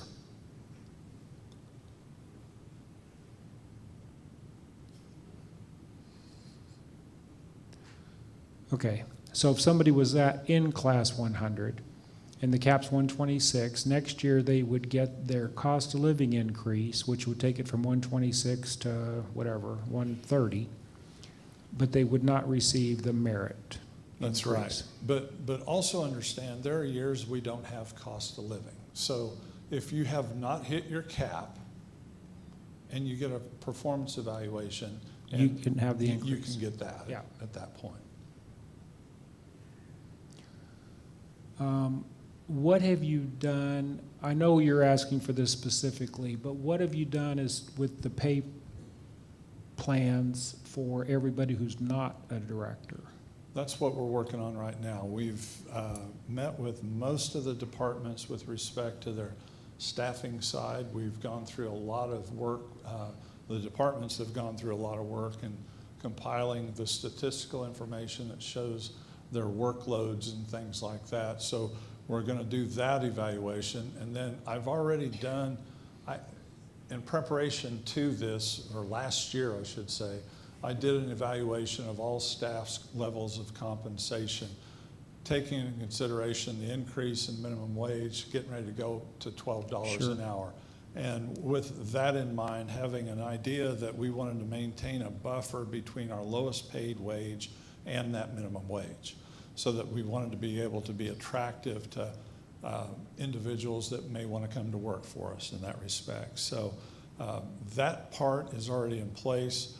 The next step, after we decide all the staffing sides of things, Yeah. is we want to do a comparative analysis with other municipalities and then do the actual number crunching and see, based on the allocations of staffing needs versus the recommended compensation needs, what's our budget going to look like if we move forward? And if it's too much, how do we phase it in and things like that? I think that's a great process. Do you have just an estimated time of when you think that whole process will be completed? Kimberly Cooper is keeping me on task. Ooh, good. And it's like, she's brutal. And, you know, I think we'll probably be done sometime in August to early September. Very nice. Are there any other board comments? And is the board comfortable voting and approving this new department head merit pay plan? Mayor, I want people to know that we're not, it may appear that we're, not wanting to give people what they deserve or we just want it to be done right.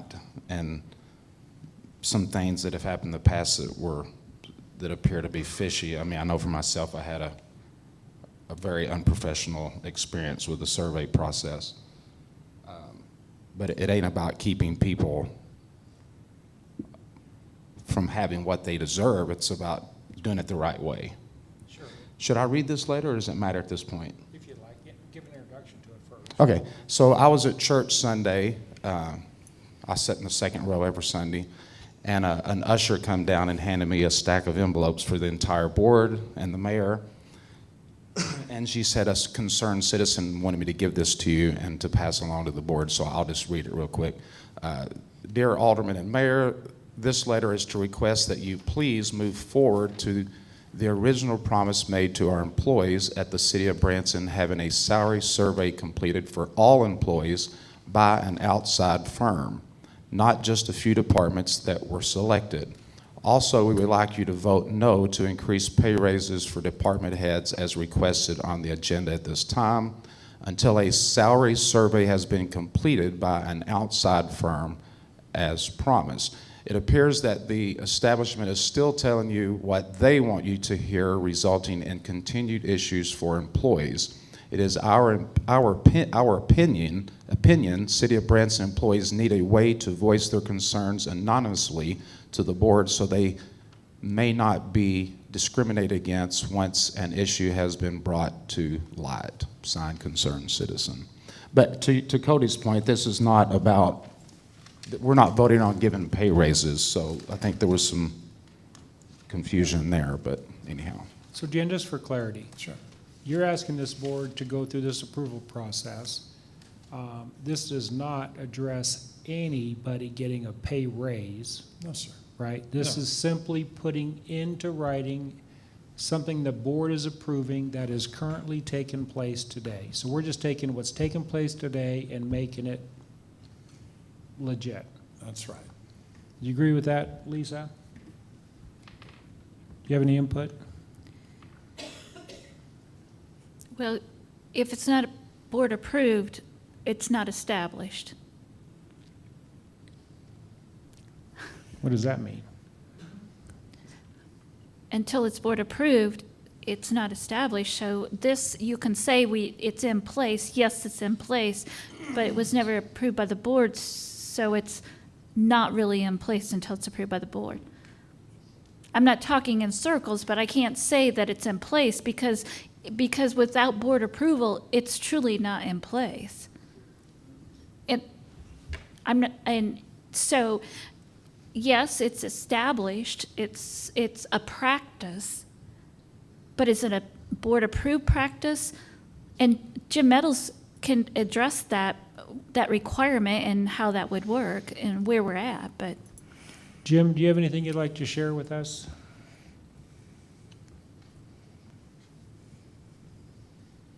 Just simply the ordinances for the city require that payments of all form by the city be made either according to an ordinance or a budget line item.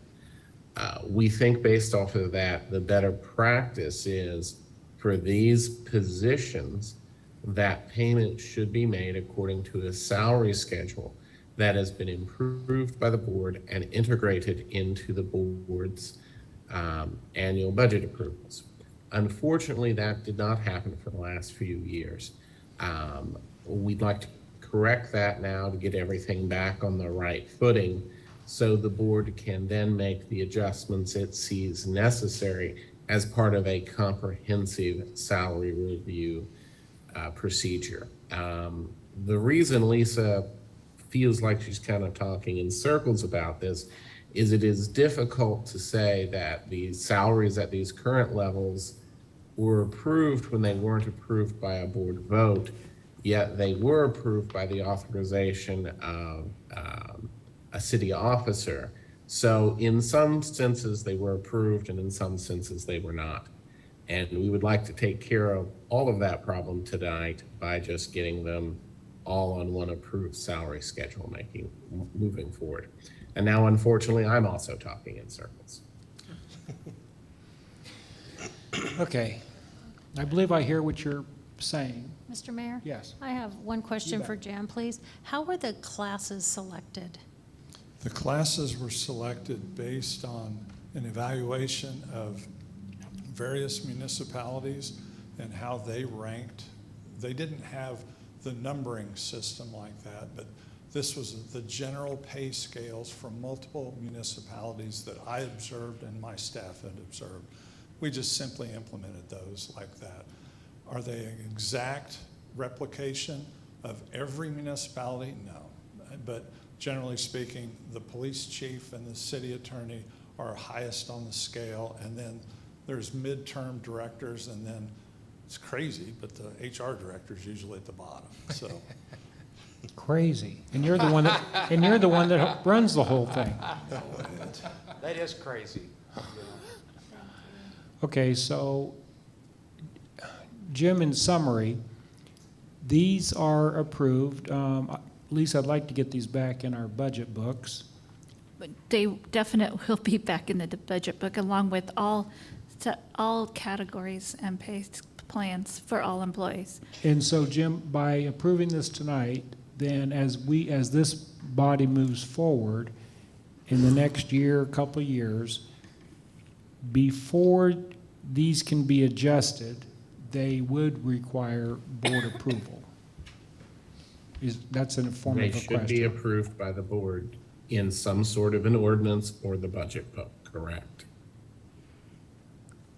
So, Your Honor, the clarification is they can either be standalone ordinance to approve them, and we have done that also, or we have put them a tab in the budget book. The budget book is approved by ordinance and accomplishes it inside the budget book. So there's two ways of doing it. It can stand alone and be approved. And that's Yeah. basically what we're doing tonight, trying to clean it up and be transparent to have that approval. Yeah. Or they can be approved within a tab of the budget book, and then the budget book, or the budget, is approved by the board by ordinance, and that accomplishes the same thing. I see that, yeah. Okay. And I guess that's where part of this fell off the track was for the last 3 years, the board was approving the budget book. It just didn't include these exhibits. That was removed. I believe they were submitted and they were not included. Is that right? That's right, but I did bring them, I brought the whole, everything last fall to the board, and that was when we interjected the part about salary studies and staffing studies and things like that. Okay, If I might. You to bet. Address the letter that Alderman Cooper received. It was one of those where we did an RFQ for the salary study and the staffing study. And the only thing that we got was, we got one response. We wanted both done. And we got one response from one firm on only the salary side of things. Frankly, that's the easy part. That's one you just call people up and do a survey, or you go online and look at compensation levels based on their jobs. That's the easy part. The staffing part is the difficult part. That's the part that we're taking on internally ourselves. did you get that? Yes, sir. Okay, there's going to be a test on this later. Are y'all ready to vote? Mr. Mayor, Yes. in case anybody's wondering why we have to do more study sessions, this is case in point as to why we have to do them. But, I think it's incumbent that kind of the public understand we inherit a lot of this stuff, but we're diligently, daily even, making assertions that we're trying to find where all the stopgaps are and clean up as much of this as we can. And this approval is just like a small step in a bigger plan of what needs to happen from this standpoint. I think you've kind of heard that. And, that's the lift that we have, in case anybody's wondering. We come up here and we do this meeting, in front of you, but those study sessions are very valuable because we can clean up a lot of these messes. And, we want to be diligent and transparent, and I think this is just a small part of what we have to do. It's not, can we do it? We have to do it because of, transgressions of the past. I mean, people got salary increases while we're taking budget cuts in travel and things like that, just to kind of go back to, kind of expanding the budget for continuing education for the board. The board eliminated that, but yet people were still getting pay increases at times where we were uncertain as to what was going to happen. And I think this is the first step of cleaning that situation up. And then the next steps are putting in place, basically the rules. What are the ways that those things can be done? And I just have to say, you've been a great mayor. I've watched and have gleaned a lot from you. And the fact that you weren't part of decisions that were part of your duties as the mayor, it kind of leaves a bad taste in my mouth, but, I'm going to get over that simply because I know moving forward, that's not going to happen. Sure, and I won't let Clay do it, by the way. so we don't need to beat a dead horse. It's extremely important to us to be transparent. Some of it doesn't sound good, it doesn't feel good, but it's the right thing to do. And that's what you'll hear from this board each meeting moving forward. Now are we ready to vote?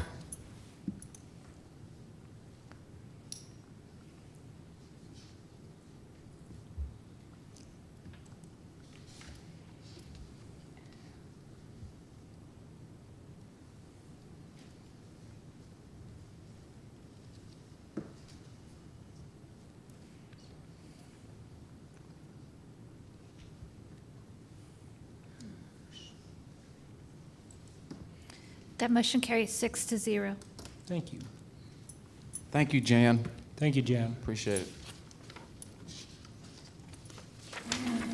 Your Honor, the next item is the first read, of Bill Number 6170, an ordinance amending ordinance number 2017-0081, correcting the official zoning map for the city of Branson, Missouri. The floor is open for a motion to approve the first reading Bill Number 6170.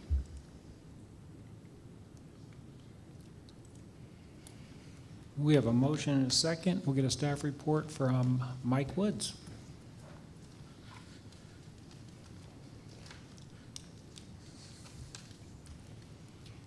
We were going to take a break, but this is the last agenda item. Do you want to take a break? We could take a break. You're wrong. No, so this will go quick. I just need my presentation. There we go. All right, thank you again, Mr. Mayor, Alderman. I'd like to first start out and thank Alderwoman Denham for working with applicants and providing a lot of legwork, communication, and sponsoring this. Secondly, Rianne from Coffee Creations for having the patience to come in and explain how she saw the process go down. My staff, Jennifer and Nikki and everybody else that worked hard on it, and especially the clerk's office, Hillary did a ton of research for us, provided us more documentation than we could ever do, and Lisa for being a supportive role in bringing this to you as quickly as we did. So with that, the City of Branson requests to amend ordinance number 2017-0081 on behalf of the property owners Linda and Philip Orday of 433 Animal Safari Road, Branson, Missouri, on behalf of Kingdom Properties Group LLC, and Gregory Wright of 397 Animal Safari Road, Branson, Missouri, on behalf of S&G Investments LLC. The request is to amend the zoning map for the properties for agriculture to community commercial.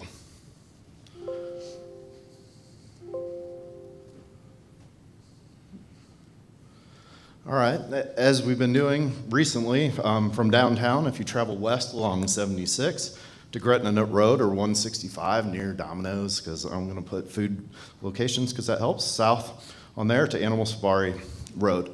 West are the properties on the south side of Animal Safari Road. So first picture gets you to where you're going. And the second picture is a close-up. So here you'll see a RV Park and Coffee Creations, the two subject properties that we're working on. I'm just going to highlight, there's 13 attachments, so I know everybody's ready to go. So I'm just going to highlight just a few things. So first one is ordinance 95-051. This first one is for 397 Animal Safari Road. And when this was brought in, it's highlighted from section 2 that these tracts of land shall be used for commercial purposes. So the original zoning that was coming in was of a commercial purpose. So we're going to parallel two different properties together. The second property, which is Rails or the potato chip shop or the coffee shop as it's been known, 95-054, again read, these tracts of land shall be used for commercial properties. They meet the requirements of zoning code number 682. Next, this exhibit here basically takes, and the blue lines that you see and the green lines, we took the official ordinances and made sure that the meets and bounds that were there and the legal written description was correct for the property and aligned perfectly. GIS department took some time and made sure that they match. There's your two addresses, and then those are the two ordinances that we talked about. So there's 95-054 and 95-051. The next piece that we brought was Rails as of 2012 is a certificate of occupancy. As you notice here in the picture, you're going to see the word zoning classification of commercial and the date issued of November 9th of 2012. Some of the importance of that is that everybody that was here on board at that time identified it as a commercial piece of property. Next piece of property is the certificate of completion for the campgrounds of Keoleo. It's 2015. Again, the zoning district that was awarded to them would be commercial, and that was recorded as so. We like to highlight that this is the official City of Branson, Missouri 2016 zoning map. You can't really tell from there, but as we're going to zoom in, we're going to take a look here, and we're going to see that it's commercial. So the two pieces of property that we originally talked about, these pieces here, are all commercial in a red. Then in 2017-0081 ordinance, there was some sweeping reform that was done to basically take your zoning and make different classifications. Upon this being enacted, this was enacted with just the map that's there. You'll see that when we zoom in now, all of a sudden we have agricultural. So we've lost the commercial designation that was there. This is the 2017 official zoning map, so shortly after it was presented by the GIS department. And you'll notice as you go in, now we're agricultural. So basically what we're doing is we're identifying the time that from 95 and then all of a sudden to 2017, we made a small switch, which is basically a small Scribner's error, but it's not a Scribner's error because it was on a map. A little bit closer picture there. This is the current GIS mapping as of 6 of 2022. We ran into some issues while trying to work a couple pieces of property there. And now that's why we stand here to correct or amend what we did wrong.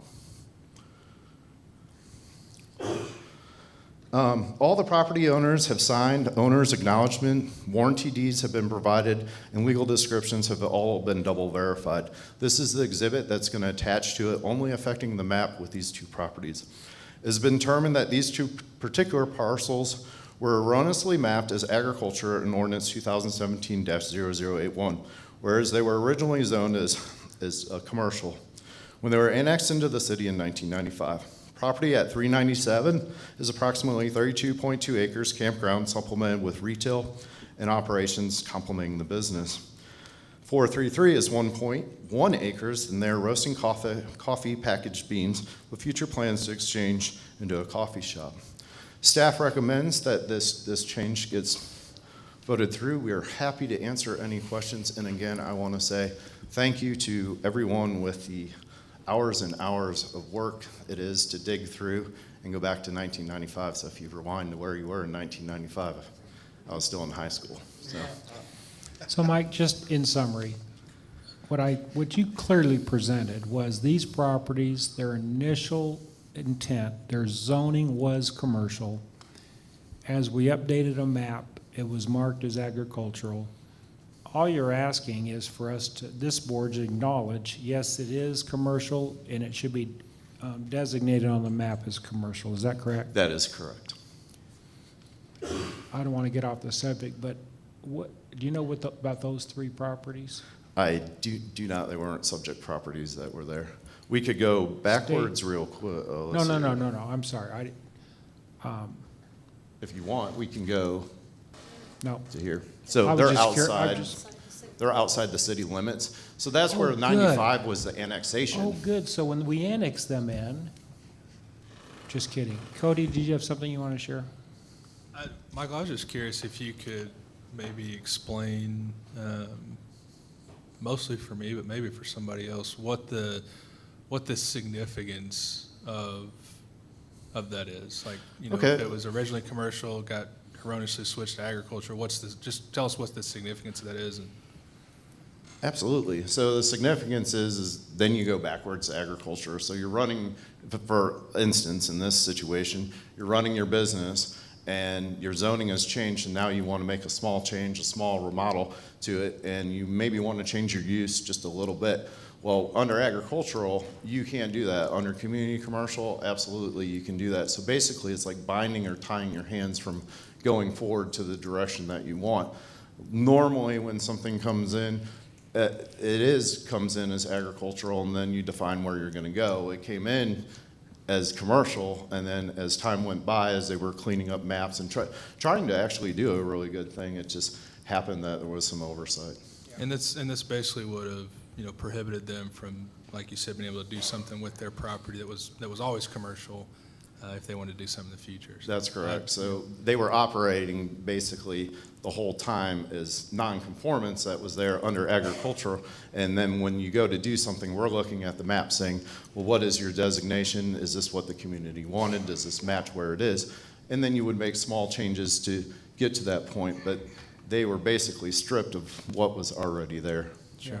Yeah, no, and thanks for explaining that. And Ruth, great job for helping figure this out. So I think it's I think it's a good thing that, you know, we were able to hopefully find what seemed like a relatively simple solution to an issue. And so you know, how it happened, who knows? But it sounds like you guys have a fix for it, and kudos to you for that. So, Anybody in the audience have any questions or other than you? Does anybody else have questions?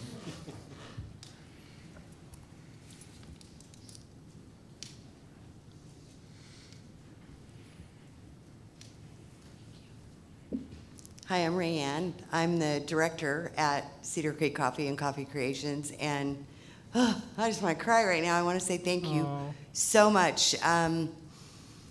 We started this last December, and it's been a really rough struggle. I have to say that the previous city administration wouldn't give me the time of day, didn't care, basically told me they didn't care, told me they wouldn't help me, told me, and then I got a hold of Ruth and Michael and Jennifer, and they have just been, the work they've done has been amazing. Ruth has gone with me to the assessor's office. She's come out and toured our property. She has been, just a phone call away anytime I needed her, and just the work that everybody has done has been amazing. And like I said, it's been since last December, and we're ready to just forget about it all, move forward, and I just can't thank you all enough. I was one of those people when the election happened and all the turnover with the city staff, and I was one of those skeptics a little bit, and everybody's talking about transparency and blah, blah, blah. It's true. You guys are doing an amazing job, and I just can't tell you all how much I appreciate everything that you've done, and we're really looking forward to moving ahead. So thank you very much. Thank you for sharing that. Hey, Rayanne, Yes. how'd you find it out? How did you discover it in the first place? Well, I wanted to do a remodel to open a coffee shop. We employ people with developmental disabilities in our coffee shop, and we leased a space at Elevate Branson for a while. The history goes way back. We bought the building in 2012. We didn't know it was annexed in the city. We planned on opening a coffee shop then, and then that was our curveball that, oh, by the way, you're in the city limits, so you have to bring this whole building up to city code. Well, the building was falling apart. So it was thousands and thousands and thousands. We put in, state-of-the-art fire equipment, utility poles, you name it, we had to buy it. So we couldn't do our coffee shop. We're a nonprofit, so we ran out of money. So it's always been our dream, and we leased a space at Elevate Branson for a couple years just to try things out. And while we were there, all the development at Chateau Cove started happening, and we noticed the traffic. Look, we could probably really provide a service not only to the tourists coming from that area, but also to our individuals with disabilities to have their employment. So we had an open for business meeting December of last year, and that's when they told me, you're zoned to agriculture, you can't do anything. And so I was just like, what? Like, I can have a farm, but I can't have a coffee shop? Yeah, I mean, and again, the city staff were not interested in listening to me, didn't care about any, I mean, it was a rough time. And so then when all the change happened and Ruth came along, again, she just has been, she knows her stuff when it comes to zoning. I mean, and these guys they just worked. And then actually today was like a shock. I got a phone call at 3 o'clock. Guess what? We're gonna go and present it to the aldermen. So I was like, okay, let's do it. So I'm just really happy with the way it's gone, and we're ready to move forward. Hopefully we'll have our building permit next week, and it's going to be a beautiful building. We have all kinds of plans for it, so we're super excited. Mr. Mayor, if I may, first of all, I want to say thank you to you, Rayanne, for what you're doing for our community. You get a little bit closer. For what you're doing for this community. It was a joy to go visit your property and to meet all those that you're helping to give them job skills so that they can feel that they're a productive citizen. Thank you so much for everything you put in.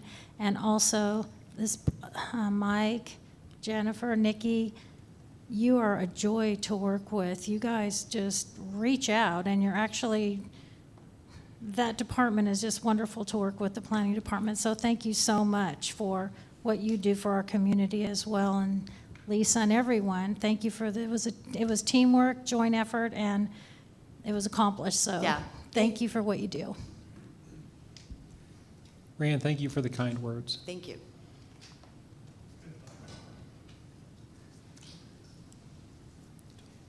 Anyone else would like to address this from the audience? Questions, comments from the board?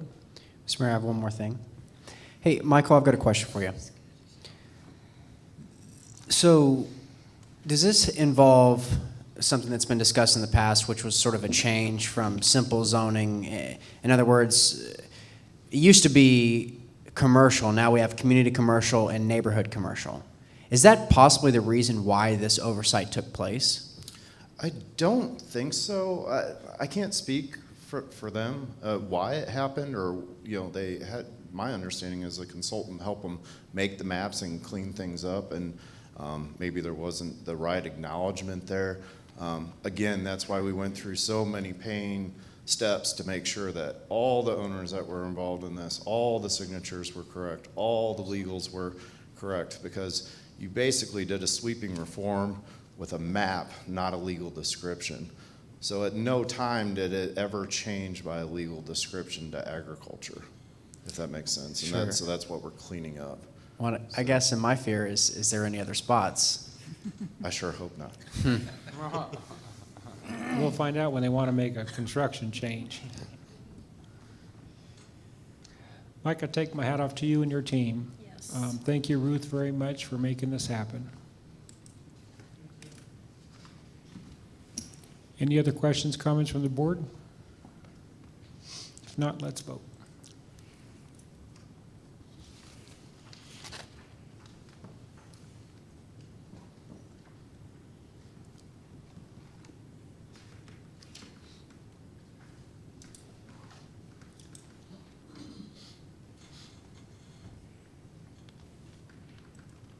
That motion carries 6-0. Thank you. We'll now move on to the report section of our meeting. Start off with Alderman Fenton. Any words of wisdom? Of course. You know me. No, I unfortunately, there was the retreat 2 Fridays ago with the directors. Unfortunately, I didn't make it due to a scheduling conflict, but from the people I've talked to, it was very good.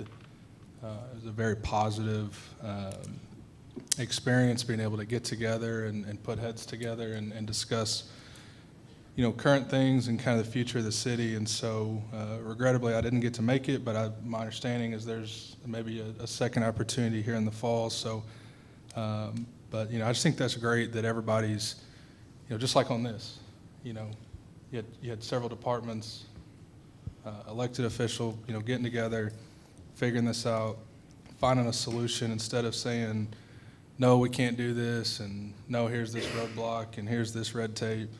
It's, hey, let's just find a solution and do something common sense and make it work. So, so again, I regret that I wasn't able to attend that retreat, and I will do my best to be at the next one. So thank you, guys. I appreciate you as always.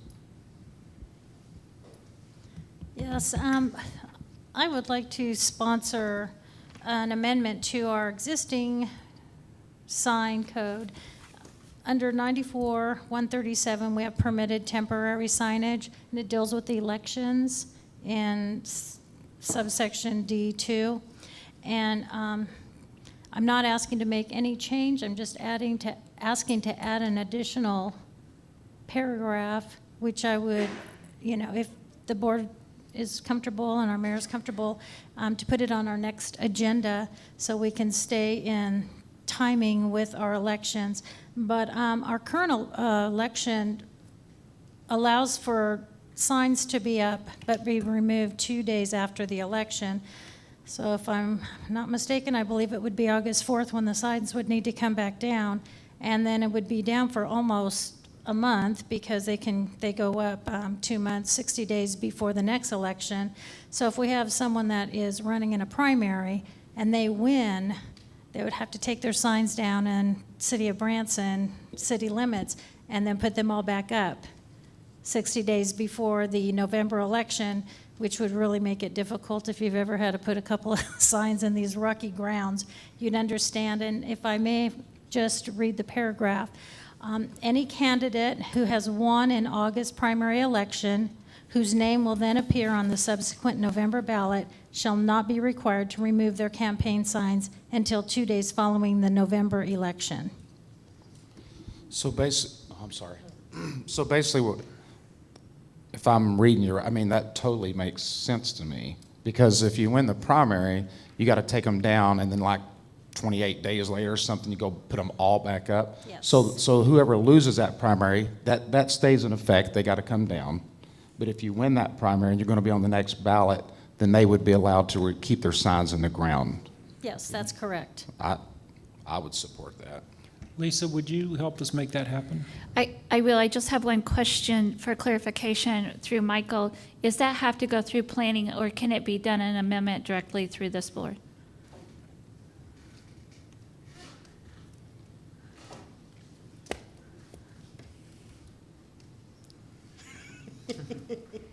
Well, I'm sure they would like to be advised on it. I could bring it to them. They are an advisory board to you.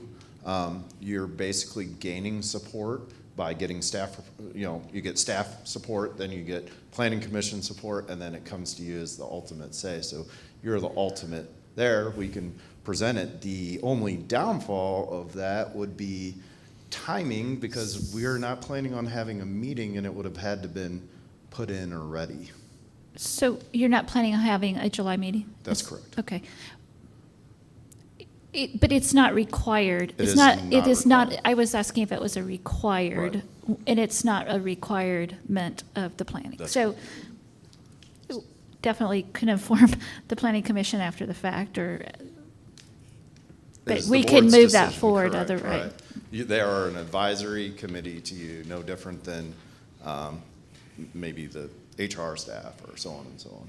But Their I committee, do so. respect your Right. opinion, I mean, your thoughts of the. I we think need to this keep them ask, informed. if it was something bigger, I would say, no, definitely not. Like if you were saying, hey, we want to reduce Highway 76 signs, basically all the signs. This is something that deals with an election and timing and so on and so forth. The person, number one, has to win, and then they get to leave their stuff for a little bit of time. So if that is something that you support in your city, and we're happy to support you in that. So if this board supported it, we asked Lisa to put it in place, then you'll explain it to the planning commission of why we did it, the rationale behind it? Absolutely. So. Thank you. You're welcome. Y'all good with that? Lisa? Just want to Okay. make sure we're in Yeah. compliance. So thank you. Thanks, Mike. Clay? Good job, Ruth. Thank you. That's good. Oh, yeah, this is maybe for Chief Matthews, and this may be crazy. But, That's how you want to start. yeah, that's a good way to start, right? It's gonna be crazy. No, my wife actually observed this. I guess the last week we had a tourist or somebody hit a light pole in front of Grand Country, and it really it shut down the strip. And they were shuttling through our neighborhood, and then people were getting lost in our neighborhood and didn't know how to get to there. And then when they did get down there, then they couldn't get up Gretna. It was like it was a mess. It was an absolute mess. And that, it is what it is. But I guess my question is, Chief, my wife may observe, she said, if we're kind of short-staffed on police officers and they need to be in certain areas in this, that, is there anybody else that could be traffic control instead of wasting our police officers as a resource as directing traffic? Because I noticed there was 3, 4, 5 officers there for hours that could be somewhere else doing the job they're meant to be. Is there other people from another department that could be in charge of putting a vest on and directing traffic instead of using our officers for that? So I appreciate the question. We worked with Keith's team to come out and erect the barricades, to do the diversions and all that. That's really his job.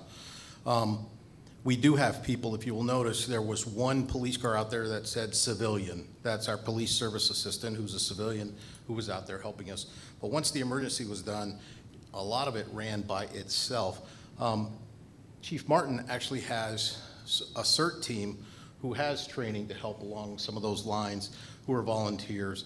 We don't, in the police department, have anything like that yet. It's the direction we're going to have. Like a traffic control or something? A volunteer force that could help us Man, that in would some be- of those areas. My wife's going to be so proud of me for bringing this up. We'll get her enrolled. She could volunteer. I'll put her on the list. Oh, boy. Sign her up. That's all. There's another volunteer Hey, right there, Mr. Stevens, right? You ready? Yes. All right. Jim Stevens. I used to volunteer in California for the San Bernardino County Sheriff's Department, Citizens on Patrol, me and my late wife, and we used to direct traffic while the deputies did the real work. And it was great for us. It was strictly volunteer work, no money involved, but it was just it was nice. Had to deal with stupid people, but that's okay. Put him in charge, this guy. But anyway, if there's, I already told the chief if I can do that. I've done it before. I still have my police whistle, so. So anyway. That's great. I'll be more than happy to help out. Anyway, I'll Thank you. sit down and shut up. Lisa, do you have his contact information? We're going to put him to work. There you go? Thank you. Okay. Alderman Chuck. Mr. Mayor, I want to again say thank you so much to Ruth. It kind of brings up a broader issue. I have gotten calls all week long, Keith, I love you, about Gretna Road, and we're in a tough spot on that. I understand that. But periodically as aldermen, we get a lot of calls about different issues. I went and I really appreciated that Michael appreciated that we did this. I sat with him and discussed the House of Hope Warming Center and some of the regulations behind that, and we had a really good discussion, a really good meeting. I say all that to say, we're at the service of the citizens, and we all have busy jobs and busy lives, as we saw with kind of consolidating the meetings onto one day. So I just wanted to kind of bring up really quickly that part of that discussion in that retreat was the hiring of an ombudsman for the city that can help with things like this. A what? And it's a weird term. What did man. you say? Ombudsman. Yeah. Yeah. I think it's Latin or something. Who knows? Anyway, They don't have them in Texas. I gotcha. I don't know if we have them in Tennessee either, but that's all right.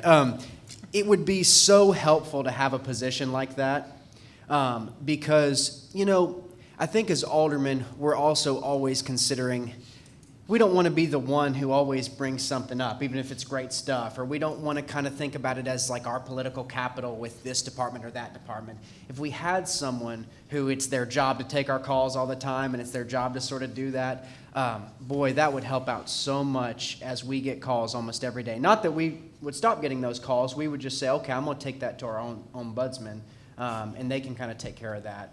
I think it just makes the process much more smooth as we move forward, transparency and all those things. Because Ruth did a fantastic job. What if you had 3 more huge things you were trying to get at the same time?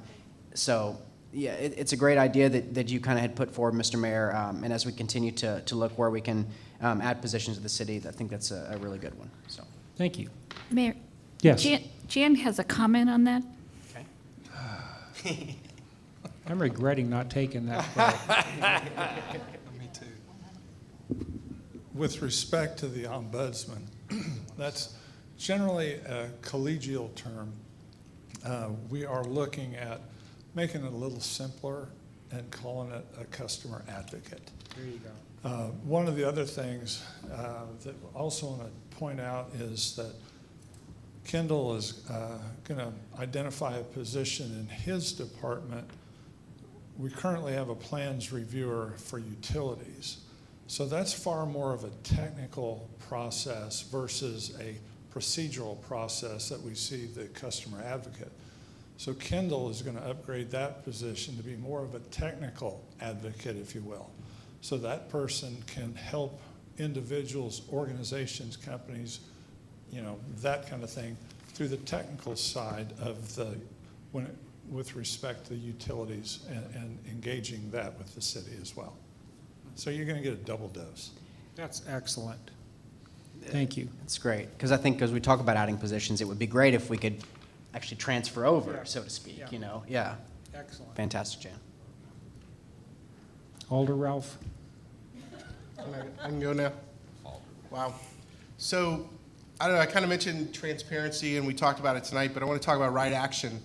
Right action is just doing the right thing. It's doing the right thing by your principles, by your morals, and by the standards set according to city ordinance and things like that. And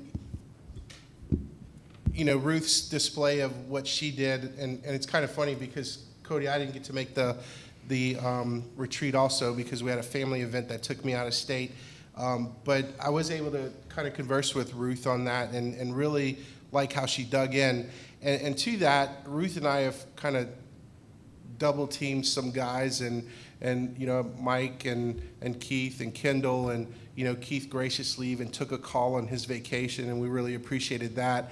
And it's the work we do because of the right action that we want to provide. Because, you know, I talked about one day about just a standard, but I think it's this board's incumbent responsibility, and I think it's their goal to go above that standard.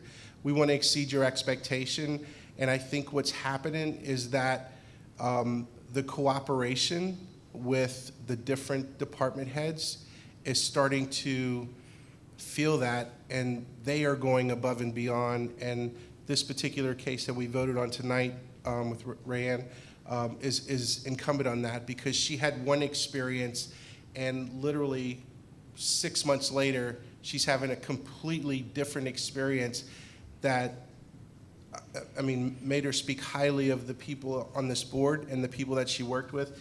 And that's what we want. I mean, it's not just about transparency, it's about community, communication, and compassion.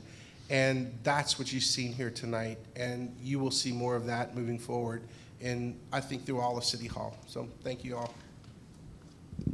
Thank you. Lisa? Thank you, Mayor. A few announcements that we will have Board of Appeals and Board of Adjustment openings up. We have one vacancy on each one of those, and they will be opening on Tuesday, June 20th, and they'll be available on our website. So if you have anybody that would like to apply, we would like to have participants and have the citizens get involved. Did you get that, Jason? A couple of other announcements. The planning meetings have been moved till 6 p.m., just so we know that, on Tuesday, same day, but they're moved up, the regular meetings, to 6 p.m. City Hall is closed Monday. It's Juneteenth, so that would be the 20th. So we will have a 3-day weekend coming up for staff. Also, as a follow-up, for those who are at the retreat, and the retreat was discussed, the directors will be working on that follow-up at the directors meeting on Thursday, and we're going to discuss that, and we are applying dates and times now that we know when study sessions are going to happen to those, and they'll be scheduled, so we'll be able to bring more information back to the board soon, and we'll have that information that was recorded at the meeting brought back here. So we are moving forward with the retreat information. And it's National Law Enforcement Week, so I welcome them to the city and thank them for their service and what they do for our community. And finally,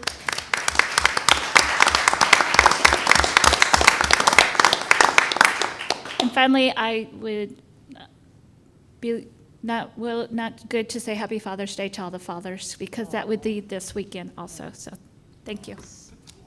Thank you.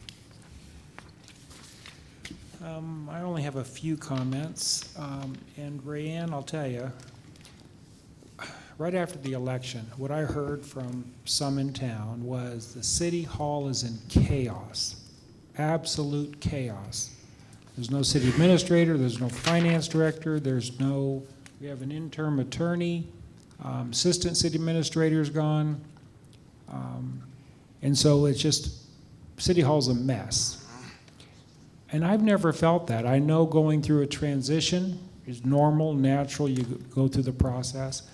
But I can tell you my experience is in visiting with our directors and visiting with some of our employees and listening to their mindsets.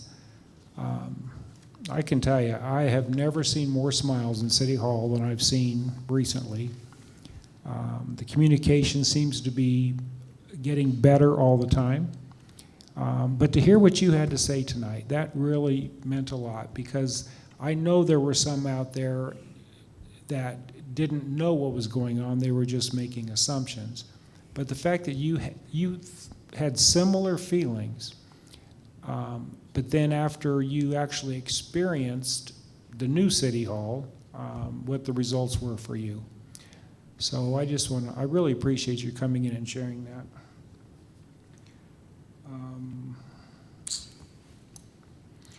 That retreat that we had, and our reporter was in the room every minute, was very healthy. I thought it was just an absolute exhilarating meeting to get to listen openly, have some open dialogue. I want to see us do more of that. In fact, the discussion has been, instead of having those annually, having those every 6 months. Is great brainstorming. I see our city, the path I see us on is just, there's a light at the end of the tunnel, and I see it, and we're all going through it hand in hand. It's all teamwork, nothing magical. And I'm hopeful that here before long, I know the board's working on some exciting things, and we will make sure Melody and Jason get them out to you. So other than that, I appreciate you coming. My local fan base here. Representative Brian Seitz is in the audience. Thank you for attending, Representative Seitz. And with that, I will, before we adjourn, we have to do the executive. Somebody want to read that? Mr. Mayor, I move to go into closed executive session pursuant to 610.1021.2 RSMO for real estate.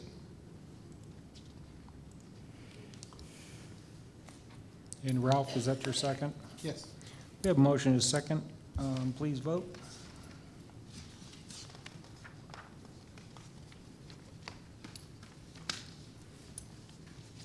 That motion carried 6-0. Thank you. Attorney Jim, before I do adjourn, is there anything you wanted to add in? No, sir. Okay, thank you, Jim. I will entertain a motion to adjourn. Really? It's there, baby. Oh, we're doing that. We have a motion and a second. All in favor? Are we voting? Yeah. Let's vote to. All that's missing is the gavel.